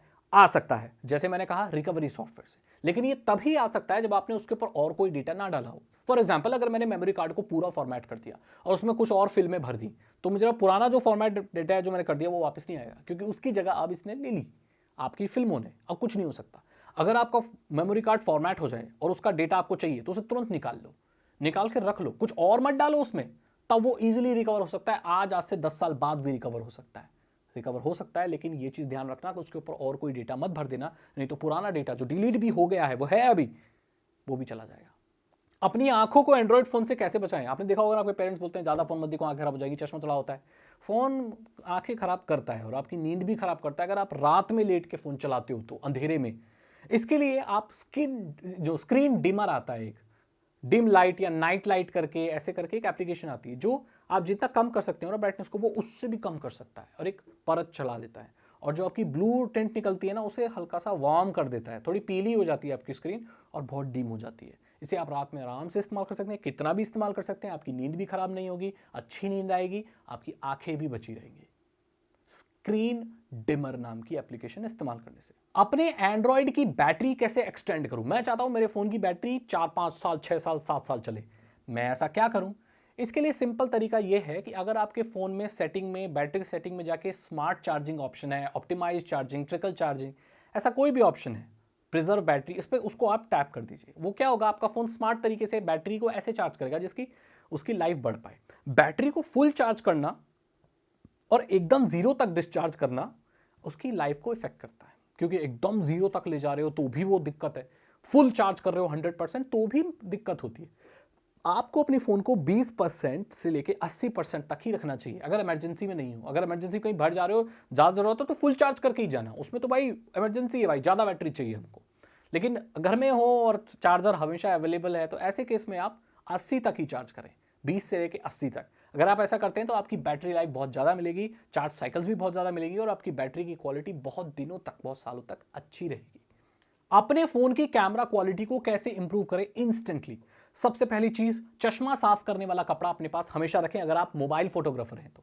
मानो ना मानो यार, फोन कहीं रखने पे या उंगली रखने पे स्मजेस आ जाते हैं, और कैमरा इतना सा होता है मोबाइल का, और एक हल्की सी उंगली ऐसे टच भी हो गई आपको तो वो कैमरा साफ लगेगा, बट वो साफ नहीं है, फिंगरप्रिंट आ चुके हैं और वो धुंधली फोटो देते हैं। सबसे अच्छा तरीका, लोग शर्ट से साफ करते हैं, पसीने वाली शर्ट से, पैंट से साफ करते हैं, शर्ट ऐसे कॉलर से साफ करते हैं, ये सही तरीका नहीं है। माइक्रोफाइबर क्लॉथ इस्तेमाल करें जिससे चश्मा साफ करते हैं, उससे अपने उसको, और कुछ सॉल्वेंट वगैरह कुछ मत लगाएं, नॉर्मली ऐसे सूखे कपड़े से साफ करें और फोटो लें। फोटो इंडोर ले रहे हो तो सबसे अच्छा तरीका लाइट में इन्वेस्ट करो। लाइट अच्छी होगी तो खराब से खराब कैमरा भी ऐसी फोटो ले सकता है कि डीएसएलआर वाले इंटरनेशनल फोटोग्राफर भी शर्मा जाएं। सारा खेल लाइट का है। अगर लाइट अच्छी होगी तो कैमरा अच्छा चलेगा, अगर लाइट नहीं है तो दुनिया का सबसे महंगा कैमरा भी फेल हो जाएगा। मैं कॉल करता हूं तो दूसरे वाले आदमी को आवाज ही नहीं आती तो मैं क्या करूं, मैं चिल्ला रहा हूं। देखो, इसकी वजह यह हो सकती है कि आपके फोन में जो उसका माइक्रोफोन है, इलेक्ट्रिक माइक्रोफोन जो है, वो खराब हो चुका है, या तो आपने कोई ऐसी एप्लीकेशन डाली है जो आपके माइक के साथ इंटरफेरेंस कर रही है, कई बार ऐसा भी होता है, या आपने गलती से आपके कान से वो म्यूट टच हो गया है, इसलिए आपकी आवाज उस तक नहीं जा रही है। जो म्यूट वाला केस है वो तो दोबारा डायल करोगे तो वो फिक्स हो जाएगा। कई बार बड़े बुजुर्ग लोग होते हैं वो ऐसे लगा देते हैं तो कान से टच हो जाता है वो, और वो म्यूट हो जाता है। हालांकि कान पे लगाने पे वो स्क्रीन अपने आप ऑफ हो जाती है, बट कई बार ये प्रॉब्लम आती है, तो ये चेक कर लें। आप किसी वॉइस रिकॉर्डर एप्लीकेशन पे जाके अपनी एक बार वॉइस रिकॉर्ड करके देखें फ़ोन में, क्या वहाँ रिकॉर्ड हो रही है? अगर वहाँ रिकॉर्ड हो रही है इसका मतलब आपके फ़ोन का माइक ठीक है और सॉफ्टवेयर की कोई प्रॉब्लम है। तो सॉफ्टवेयर में कॉल सेटिंग पे जाके आप वॉल्यूम इंक्रीज भी कर सकते हैं, या आप ये भी देख सकते हैं कि आप पता आपकी सेटिंग में म्यूट कर रखा हो आपने, या वो कान वाली चीज़ हो। अगर ये सब ठीक है तो आई एम श्योर आपका जो आवाज़ चली जाएगी। अगर फिर भी नहीं जाती तो इसकी वजह ये भी हो सकती है कि आपके नेटवर्क में कंजेशन है, आपके नेटवर्क में कुछ प्रॉब्लम चल रही है। ऐसे में आप फ्लाइट मोड ऑन ऑफ करके देख लीजिए, ऑफ करके देख लीजिए, फ़ोन को ऑन करके देख लीजिए, और आई एम श्योर ये चीज़ ठीक हो जाएगी। कई बार ऐसा भी होता है कि सामने वाले का जो ईयर पीस है वो ख़राब है, हमारा फ़ोन सही है, तो वो किसी और को कॉल करके देख लीजिए, तो ये आपकी प्रॉब्लम सॉल्व हो जाएगी। मेरे दोस्त ने ना मुझे एक एपीके फाइल भेजी, मैंने एक सॉफ्टवेयर डाउनलोड किया, मेरे दोस्त ने गेम भेजा या कोई एप्लीकेशन भेजा कि इसे डाल ले। मैंने उसे इंस्टॉल तो कर लिया, लेकिन मेरे फ़ोन में वो कोई नज़र नहीं आ रहा है। इंस्टॉल तो कुछ हुआ था, कोई भी चीज़ इंस्टॉल तो हुई थी, बट वो नज़र नहीं आ रही। भाई साहब, आपने वायरस डाउनलोड कर लिया है। ऐसे बहुत सारे मैलवेयर हैं, एपीके मैलवेयर हैं, जिन्हें आप डाल लोगे तो आपके सिस्टम में इंस्टॉल तो हो जाते हैं, बट एज ए एप्लीकेशन वो शो नहीं होते। ऐसे केस में आपको सेटिंग पे जाना है, ऑल एप्लीकेशन पे जाना है और देखना है कोई अननोन एप्लीकेशन तो नहीं है। माई ऐप, एंड्रॉयड ऐप करके होगा, और उसका जो लोगो होगा ना वो ग्रीन एंड्रॉयड का होगा, कोई फैंसी लोगो नहीं होगा। उसको जाके तुरंत अनइंस्टॉल कर दो। ये वायरस है, ये मैलवेयर है जो लोग या बुरे लोग डाउनलोड करवाते हैं। इसे कभी भी डाउनलोड नहीं करना, या वो एप्लीकेशन करप्टेड है, या वो एप्लीकेशन आपके एंड्रॉयड के लिए बनी ही नहीं है। कोई भी वजह हो सकती है। सेटिंग्स पे जाके, ऑल ऐप्स पे जाके उस अननोन एप्लीकेशन को ढूंढो जो कि किसी और नाम से भी हो सकती है, और उसे अनइंस्टॉल कर दो। मेरा फोन स्विच ऑफ है, अब मैं उसे ट्रैक कैसे करूं? यार वो खो गया है या चोरी हो गया है। देखो, ऑफ फोन को ट्रैक करना हाँ आसान भी है और मुश्किल भी। वो इसलिए कि आपका फोन ऑफ हुआ है, किसी ने ऑफ कर दिया है, कहीं तो ऑफ किया होगा, उससे पहले तो वो ऑन होगा। तो जहां पर जैसे कोई चोर आपका फोन लेके भागा, आधे रास्ते में उसने ऑफ किया, वहां तक आप उसे पकड़ सकते हो। आपको अपना गूगल अकाउंट डालना है लैपटॉप में, पीसी में या किसी और मोबाइल में, फाइंड माई डिवाइस करना है और आपको लास्ट लोकेशन देखनी है। तो जहां उसने ऑफ किया है डेटा, वहां तक की वो लोकेशन दिखा देगा कि टाइमलाइन में। गूगल मैप्स के टाइमलाइन फीचर को देखकर आप ये पता लगा सकते हो कि लास्ट टाइम आपका डिवाइस कहां एक्टिव था, नेट एक्टिव कहाँ था, जीपीएस एक्टिव कहाँ था, और वहां से आप फिर और पकड़ भी सकते हो। या अगर आपको शक है किसी पे, तो उस किस दोस्त का घर उस तरफ है, तो आप उस पर शक करके प्रेशर डाल के निकलवा सकते हो उससे। अगर ये सब आप नहीं कर पाओ तो पुलिस ही आपकी मदद कर सकती है, या IMEI नंबर अगर आपके पास है, फ़ोन का डब्बा है, तो उसे कंप्लेंट कर दो आप पुलिस में। उसकी कॉपी लेके संचार साथी एक पोर्टल खोला है भारत सरकार ने, उस पर जाके अपलोड कर दो। कोई भी नया सिम डालेगा, जैसे ही वो ऑन करेगा वो फ़ोन ब्लॉक होगा, और नया सिम डालेगा वो आदमी तुरंत पकड़ा जाएगा और आपका फ़ोन मिल जाएगा। कोई एक पर्टिकुलर ऐप बहुत ज़्यादा क्रैश हो रही है, वो चल नहीं रही, अपने आप ऑटोमेटिकली स्टॉप हो जाती है, स्टॉप रिस्पॉन्डिंग कर देती है, उसका सोल्यूशन क्या है? इसका सोल्यूशन ये है कि देखो यार, उस एप्लीकेशन में बहुत ज़्यादा डेटा भर गया है, या वो सपोर्टेड नहीं है, या कोई दिक्कत आ गई, उस ऐप को टैप करके रखो, खोलो मत, सिर्फ टैप करके रखो। इन्फो आई बटन पे जाओ, अबाउट में जाओ, अबाउट ऐप पे जाओ, जो भी आपका ऑप्शन है जिससे वो परमिशन वो सब खुल जाता है, उस पर जाके clear cache, clear data, everything clear कर दो। देन जैसे ही आप उस एप्लीकेशन को ओपन करोगे वो चलने लगेगी। मेरे फोन में फोन अपडेट करने का नोटिफिकेशन आ रहा है, वो जा ही नहीं रहा। कई बार ऐसा होता है अपडेट का आता है, हमें अपडेट नहीं करना भाई, तो देखो ये जाता ही नहीं है और इसका कोई सोल्यूशन है भी नहीं। कई बार इसे जब आप टैप करते हो तो जब अपडेट नेक्स्ट आए तो नॉट नाउ करके ओके कर दो, तो वो उस वक्त के लिए चला जाता है। कंपनियां इसको जानबूझकर ऊपर दिखाती हैं ताकि आप इसे इग्नोर ना कर पाओ, क्योंकि ये बहुत इंपॉर्टेंट होता है। अगर आपके फोन में नए अपडेट नहीं आएंगे तो आपके नए फीचर नहीं मिलेंगे और आपका फोन हैक भी हो सकता है। मेरे फ़ोन में एप्लीकेशन अपने आप अपडेट हो रही है और बैकग्राउंड में लिखा रहा है अपडेटिंग। मेरा सारा डेटा ख़त्म कर दे रही है। ये ज़रूरी होता है कि जब अगर ये नहीं होंगी तो आपके फ़ोन में वो कमियां रह जाएंगी। लोगों के फ़ोन हैक क्यों होते हैं, उनके डेटा लीक क्यों होता है? क्योंकि जो पुरानी एप्लीकेशन होती है उनमें कुछ कमियां होती हैं, बुरे लोग उसका फ़ायदा उठाते हैं। इस चीज़ को ठीक करने के लिए ऐप स्टोर अपने आप पुरानी एप्लीकेशनों को नया करता रहता है, उसमें डेटा जाता है। अगर आपके पास डेटा की बहुत कमी है तो आप सेटिंग पर जाकर प्ले स्टोर पर इसे डिसेबल कर सकते हो, वरना इसे चलने दो, इससे कोई भी प्रॉब्लम नहीं है। ये आपके फ़ोन को बेहतर बनाने के लिए नया वर्जन आएगा, जैसे कोई नया फीचर आएगा किसी ऐप में, उसके लिए होता है। जैसे व्हाट्सएप में नए फीचर आते रहते हैं, वो कैसे मिलेंगे? अपडेट होने के बाद ही तो मिलेंगे, तो इसे होने दें। जैसे ही मैं पावर सेवर मोड ऑन करता हूँ, मेरे फ़ोन की ब्राइटनेस एकदम कम हो जाती है। ये इसलिए होती है दोस्तों, क्योंकि जो आपकी स्क्रीन है ना, वो एक ऐसा पार्ट है आपके फ़ोन का जो सबसे ज़्यादा पावर लेती है, बैटरी बहुत ज़्यादा खाती है। तो पावर सेविंग मोड जैसे लगा दिया, मतलब आपका फ़ोन का प्रोसेसर भी कम पावर पे चलेगा, मंदा चलेगा, आपकी स्क्रीन भी डिम हो जाएगी, फालतू के जो एनिमेशंस होते हैं वो भी ऐसे जूम आउट जूम इन नहीं होंगे, गेमिंग परफॉर्मेंस भी डाउन हो जाएगी। तो पावर सेविंग मोड होता ही इसलिए है कि आपका फ़ोन कम पावर पे चले ताकि बैटरी बचा पाए। कोई भी चीज़ अगर कम पावर पे चलेगी तो वो कमज़ोर चलेगी, धीरे चलेगी, सिंपल एज दैट। जैसे मैं कभी कभी कोई वेबसाइट खोलता हूँ कोई गेम डाउनलोड, मूवी डाउनलोड के लिए, अचानक एक पॉपअप आ जाता है कि your phone is infected with this virus that virus, और वो नोटिफिकेशन में मेरा फोन मॉडल एग्जैक्टली लिखा होता है। उस वेबसाइट को कैसे पता कि मेरा फोन मॉडल कौन सा है? ये इसलिए कि आपका जो ब्राउजर होता है वो एक आइडेंटिफायर होल्ड करता है जो कि वेबसाइट्स पढ़ सकती है। वो वेबसाइट ये देख सकती है कि आप कौन से मोबाइल से उसको सर्व कर रहे हो, ताकि वो अपनी वेबसाइट का एक बढ़िया उसी फ़ोन वाला मॉडल दिखा सके।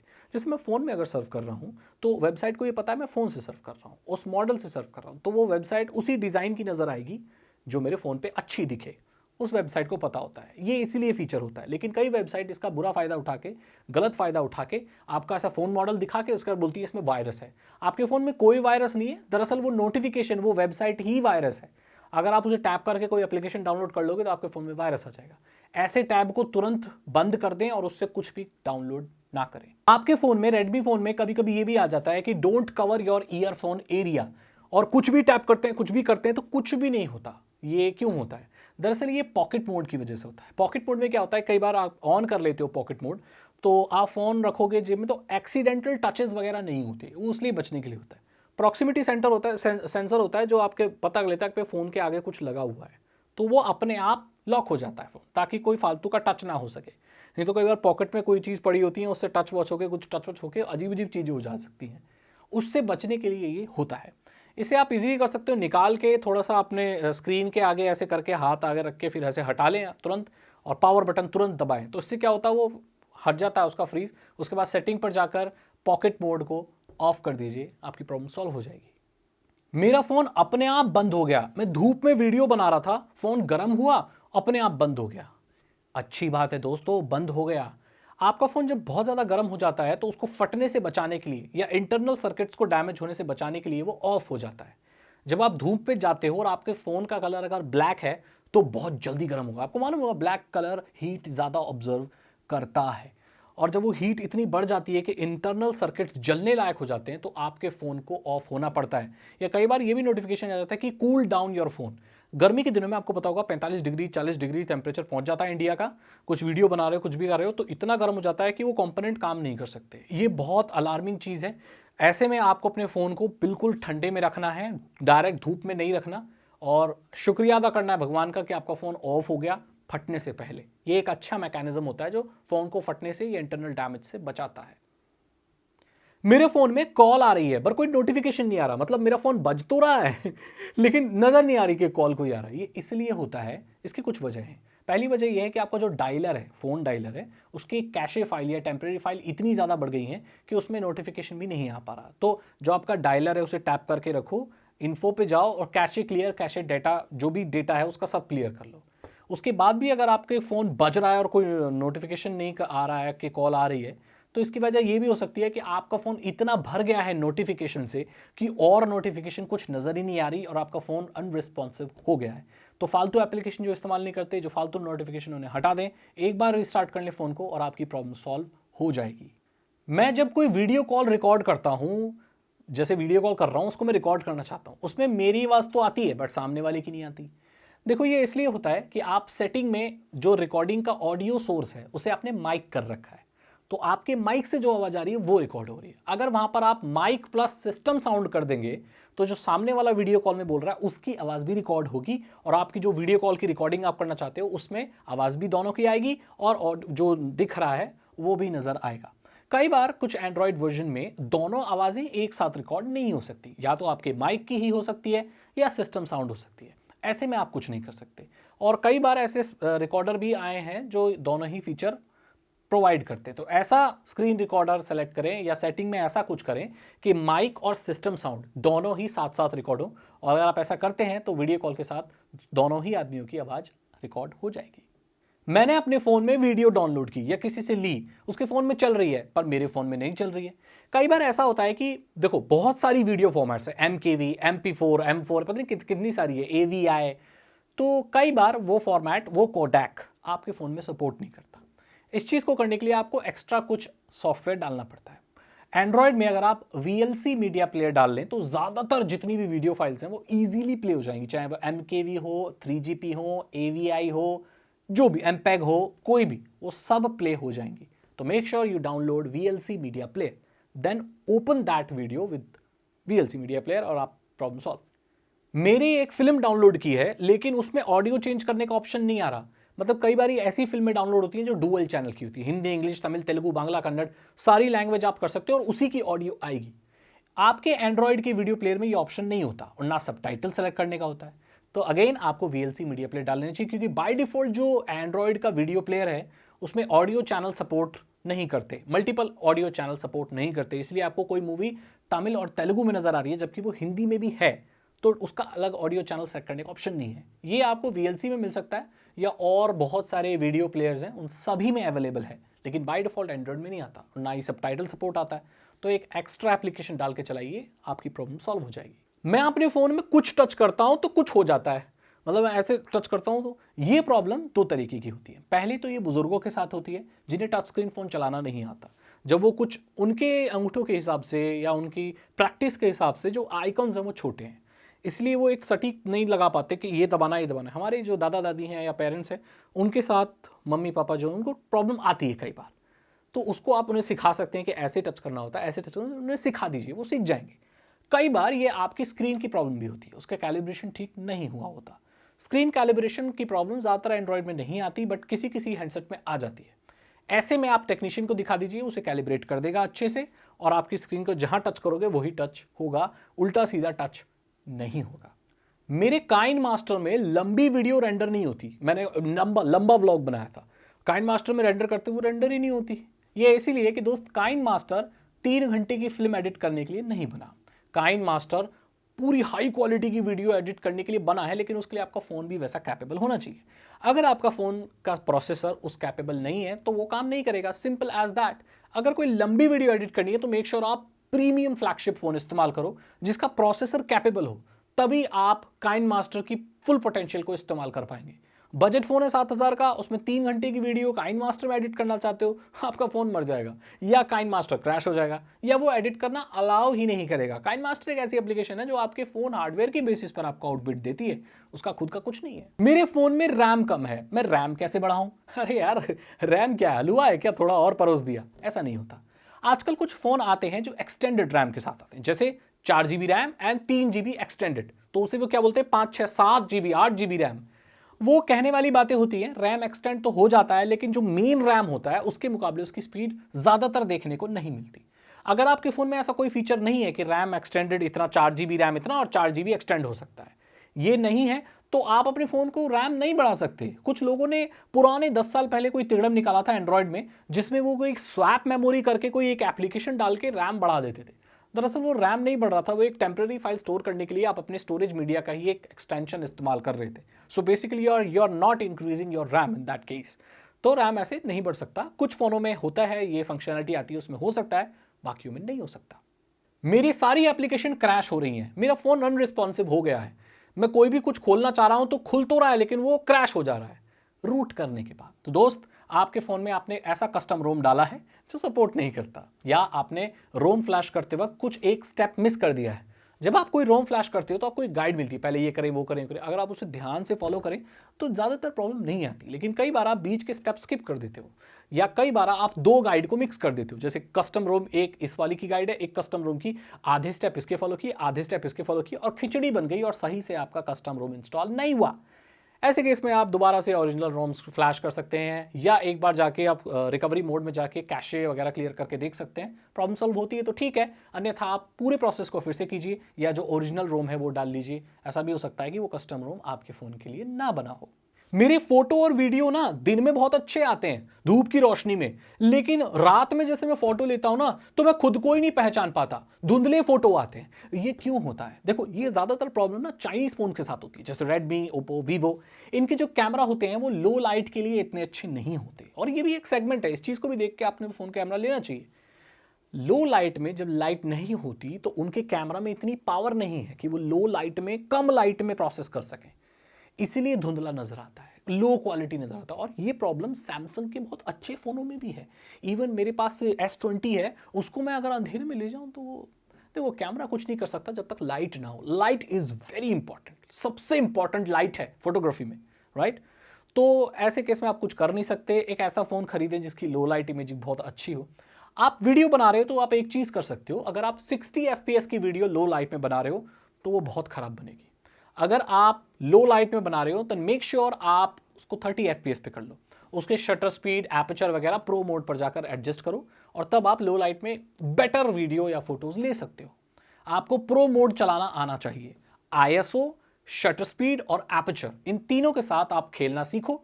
अगर आप सीख जाओगे तो लो लाइट में भी एक नॉर्मल से कैमरा से अच्छी फोटोज ले सकते हो, अन्यथा आप नहीं ले पाओगे। मेरा फोन चार्जिंग तो दिखा रहा है लेकिन परसेंटेज नहीं बढ़ रही है, मतलब चार्जिंग लिखा आ रहा है लेकिन वो 30% पे ही रुका हुआ है। इसका मतलब है आपके फोन को कम वॉटेज मिल रही है, इतनी वॉटेज नहीं मिल रही जिससे वो चार्ज हो पाए। या तो आपके फोन का चार्जिंग मैकेनिज्म खराब हो गया है, या वजह यह भी हो सकती है कि आप कोई दूसरा चार्जर इस्तेमाल कर रहे हो। मेक श्योर आप वही चार्जर इस्तेमाल करो जो आपके फोन के लिए बनाया और सेम रेटिंग का हो, ये प्रॉब्लम नहीं आएगी। डेटा केबल अगर आपका फॉल्टी, अगर आपने दिल्ली के चोर बाजार से या दिल्ली के फुटपाथ से डेटा केबल खरीदा है, उसमें भी ये प्रॉब्लम आती है, क्योंकि उसके अंदर जो मटेरियल होता है कॉपर का वो इतना अच्छा नहीं होता जो इतने करंट को पास करा पाए। उसमें कंडक्टिविटी तो मिलती है बट इतनी पावर वो कैरी नहीं कर सकता। डेटा केबल को बदल लें, आपकी प्रॉब्लम सॉल्व हो जाएगी। और चार्जर भी अच्छा वाला इस्तेमाल करें, ये प्रॉब्लम नहीं आएगी। मेरे फोन की बैटरी बहुत जल्दी खत्म हो जाती है जब मैं नेट इस्तेमाल करता हूं। वैसे नॉर्मल चलाता हूं तो कुछ नहीं होती। देखो, ये इसलिए हो रही है कि आप पहले वाईफाई इस्तेमाल करते थे, अब मोबाइल डेटा इस्तेमाल कर रहे हो। अगर आपके साथ ये प्रॉब्लम आती है तो make sure you use wifi, क्योंकि वाईफाई कम बैटरी कंज्यूम करता है in comparison to your mobile data. Mobile data का जो मॉडेम है वो आपके टावर से कम्युनिकेट कर रहा है, जिसका डिस्टेंस बहुत ज़्यादा है, तो ज़्यादा पावर लगेगी।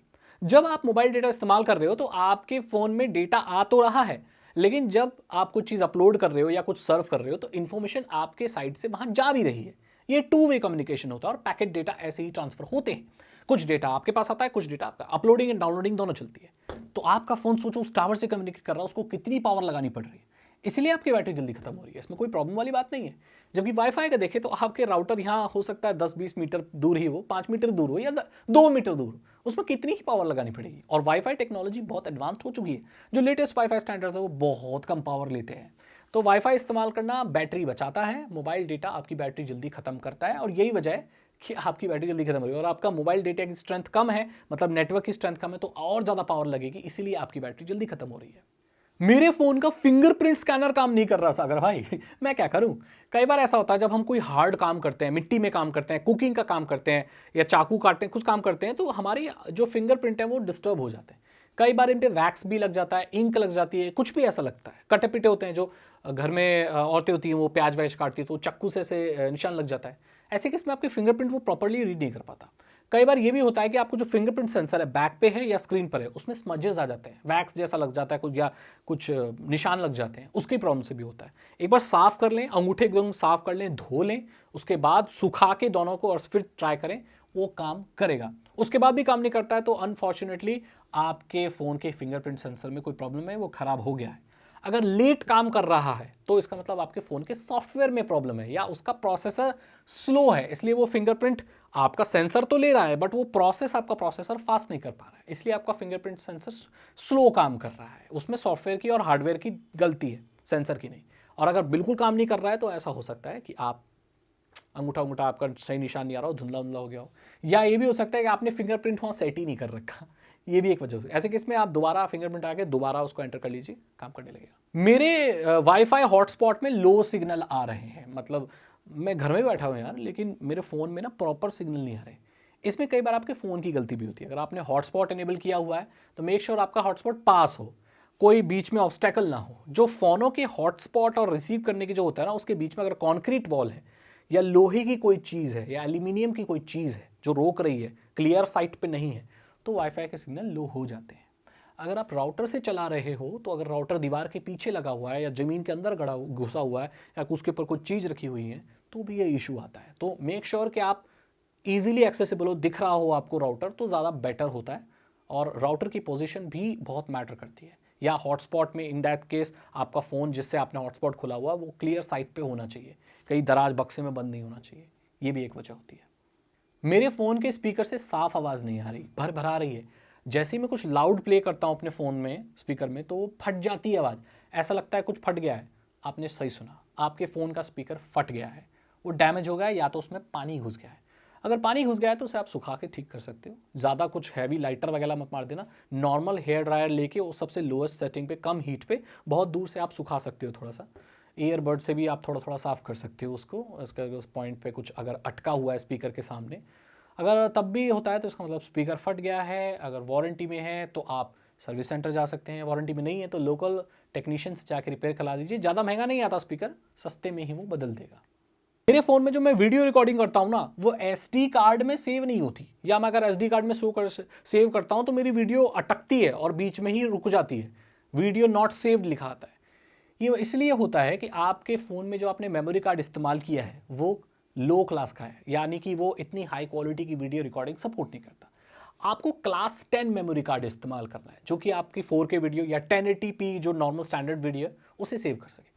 अगर आप अपने फ़ोन में 4K वीडियो बना रहे हो और आपका मेमोरी कार्ड क्लास 4 का है तो नो वे वो उसे उसमें सेव कर सकता है। तो ऐसे में अगर आपको इंटरनल उसमें करता हो, इंटरनल में करो। मेमोरी कार्ड इस्तेमाल करना है तो क्लास 10 इस्तेमाल करो, तभी आपकी high quality full HD video memory card में स्टोर हो सकती है। सेटिंग पर भी जाके आप कैमरा सेटिंग पर जाकर आपकी वीडियो कहाँ सेव होगी उसे मेमोरी कार्ड में सेलेक्ट करके ही रखें, तभी वो मेमोरी कार्ड में स्टोर होगी, नहीं तो वो बाय डिफॉल्ट इंटरनल मेमोरी में स्टोर होगी। ये चीज़ ध्यान रखें, आपकी वीडियो ज़रूर रिकॉर्ड होगी और सेव भी होगी। मेरे फ़ोन में 4G काम नहीं कर रहा, मेरे फ़ोन में 5G काम नहीं कर रहा। देखो ऐसा होता है, ये प्रॉब्लम क्यों होती है, आपके लोकेशन पे 5G शायद आया ही नहीं है, या आपने सिम सेटिंग चेंज कर दी है। सिम सेटिंग ऐसे कि कई बार ऐसे फ़ोन होते हैं कि सिम 1 पे 5G चलेगा, बाकी सिम 2 पे 4G चलेगा। तो आपने क्या कर रखा है, सिम 2 पे 5G कर रखा है, तो सिम 1 पे 5G कैसे चलेगा? डुअल 5G आपके फ़ोन में है नहीं, तो इस सेटिंग को जाकर थोड़ा देख लीजिए कि सिम 1 पे क्या लग रहा है। सिम 1 पे 5G होना चाहिए जिसमें आपका सिम लग, नॉर्मली ये रूल कहता है कि सिम 1 पे वो स्लॉट पे वो सिम होना चाहिए जिसमें आप हाईएस्ट डेटा रेट चला, जैसे अगर आपका 5G है ना अगर, तो उसे आप सिम 1 पे लगाइए, और जो सेकेंडरी सिम है उसे सिम 2 पे लगाइए। तो जो आपका फ़ोन है वो 5G सिम 1 से बेटर चलाता है ज़्यादातर केसेस में। तो ये आपको करना है, तो आपका 5G चलेगा और 4G चलेगा। अगर आपके फ़ोन दोनों ही स्लॉट में 5G सपोर्ट करता है तो ये प्रॉब्लम नहीं है कि आपको दोनों में ही 5G डबल 5G मिलेगा। ये ऐसे हैंडसेट हालांकि मार्केट में बहुत कम है, लेकिन फिर भी अगर आपके फ़ोन में ये सपोर्ट करता है तो कोई प्रॉब्लम आनी नहीं चाहिए। फिर भी आ रही है तो एक बार आप सेटिंग देख लीजिए कि आपने क्या सेलेक्ट करा। क्या आपने 3G सेलेक्ट कर रखा है? 3G तो चलेगा नहीं, तो 5G सेलेक्ट कर लीजिए, चलने लगे। मेरे फ़ोन से और ब्लूटूथ स्पीकर कनेक्ट ही नहीं होता या मेरे फ़ोन से कोई म्यूजिक सिस्टम कनेक्ट नहीं होता, या मेरे लैपटॉप से कनेक्ट नहीं होता। ये क्यों होता है? देखो, जो ब्लूटूथ है ना वो बैकवर्ड कंपैटिबल है, लेकिन हाई क्वालिटी ऑडियो का फायदा नहीं मिल पाएगा। जैसे कि मेरा फोन है लेटेस्ट फोन iPhone 14, लेकिन मेरे पास एक स्पीकर है जो मैंने 2009 में खरीदा था। अब वो जो 2009 में खरीदा स्पीकर है वो ब्लूटूथ 3 को सपोर्ट करता है, और जो मेरा फोन है लेटेस्ट iPhone 14 वो लेटेस्ट ब्लूटूथ 5.6 को सपोर्ट करता है। ब्लूटूथ जो लेटेस्ट 5.6 है वो हाई क्वालिटी ऑडियो को सपोर्ट करता है, जबकि मेरा ब्लूटूथ 3 वाला स्पीकर हाई क्वालिटी को सपोर्ट नहीं करता। ये कनेक्ट तो हो जाएंगे लेकिन वो हाई क्वालिटी ऑडियो नहीं मिल पाएगी, या ये भी होगा कि मेरी ऑडियो अटकेगी, बीच बीच में क्रैक होगी, क्योंकि यहां से जो ऑडियो की बैंडविड्थ है वो बहुत हाई है, लेकिन क्योंकि मेरे स्पीकर की जो स्टैंडर्ड है ब्लूटूथ के वो 3 है, वो इतने हाई बैंडविड्थ को सपोर्ट नहीं करता, तो वो इतनी ऑडियो बफरिंग ले नहीं पाएगा, इसलिए वो क्रैकल करेगा। ये प्रॉब्लम हो सकती है। बाकी कनेक्टिविटी का इशू बैकवर्ड में नहीं होता। हाँ, कुछ एक्सेप्शनल केसेस हैं कि कुछ स्पेशल ही प्रोटोकॉल इस्तेमाल कर रहा है वो, या कुछ अलग पहले से ही पेयर है आपका स्पीकर कहीं पे, ये भी प्रॉब्लम होती है, तो वो कनेक्ट नहीं होगा। आइडियल चीज ये कहती है कि लेटेस्ट स्टैंडर्ड का ब्लूटूथ रिसीवर एंड आपका जो ट्रांसमीटर है वो लेटेस्ट ही होना चाहिए, एक आसपास 1-2 जनरेशन के ऊपर नीचे होना चाहिए, तब वो बेस्ट काम करता है। तो दोस्तों यहां पर मैंने बात की 101 एंड्रॉइड की प्रॉब्लम्स। ये वर्ल्ड रिकॉर्ड बना दिया लगभग मैंने एक वीडियो में इतने सारे टॉपिक कवर करने का। इस वीडियो को आप डिक्शनरी की तरह से ले सकते हैं, इस तरह से ले सकते हैं कि आपके एंड्रॉइड में कोई भी प्रॉब्लम हो तो आप इस वीडियो के जाके टाइम स्टैम्प पे देख लो, उसका सोल्यूशन आपको मिल जाए। इस वीडियो को ज़्यादा से ज़्यादा लोगों तक शेयर करो और टेक कम्युनिटी में बताओ कि कुछ ऐसा भी किया सागर भाई ने।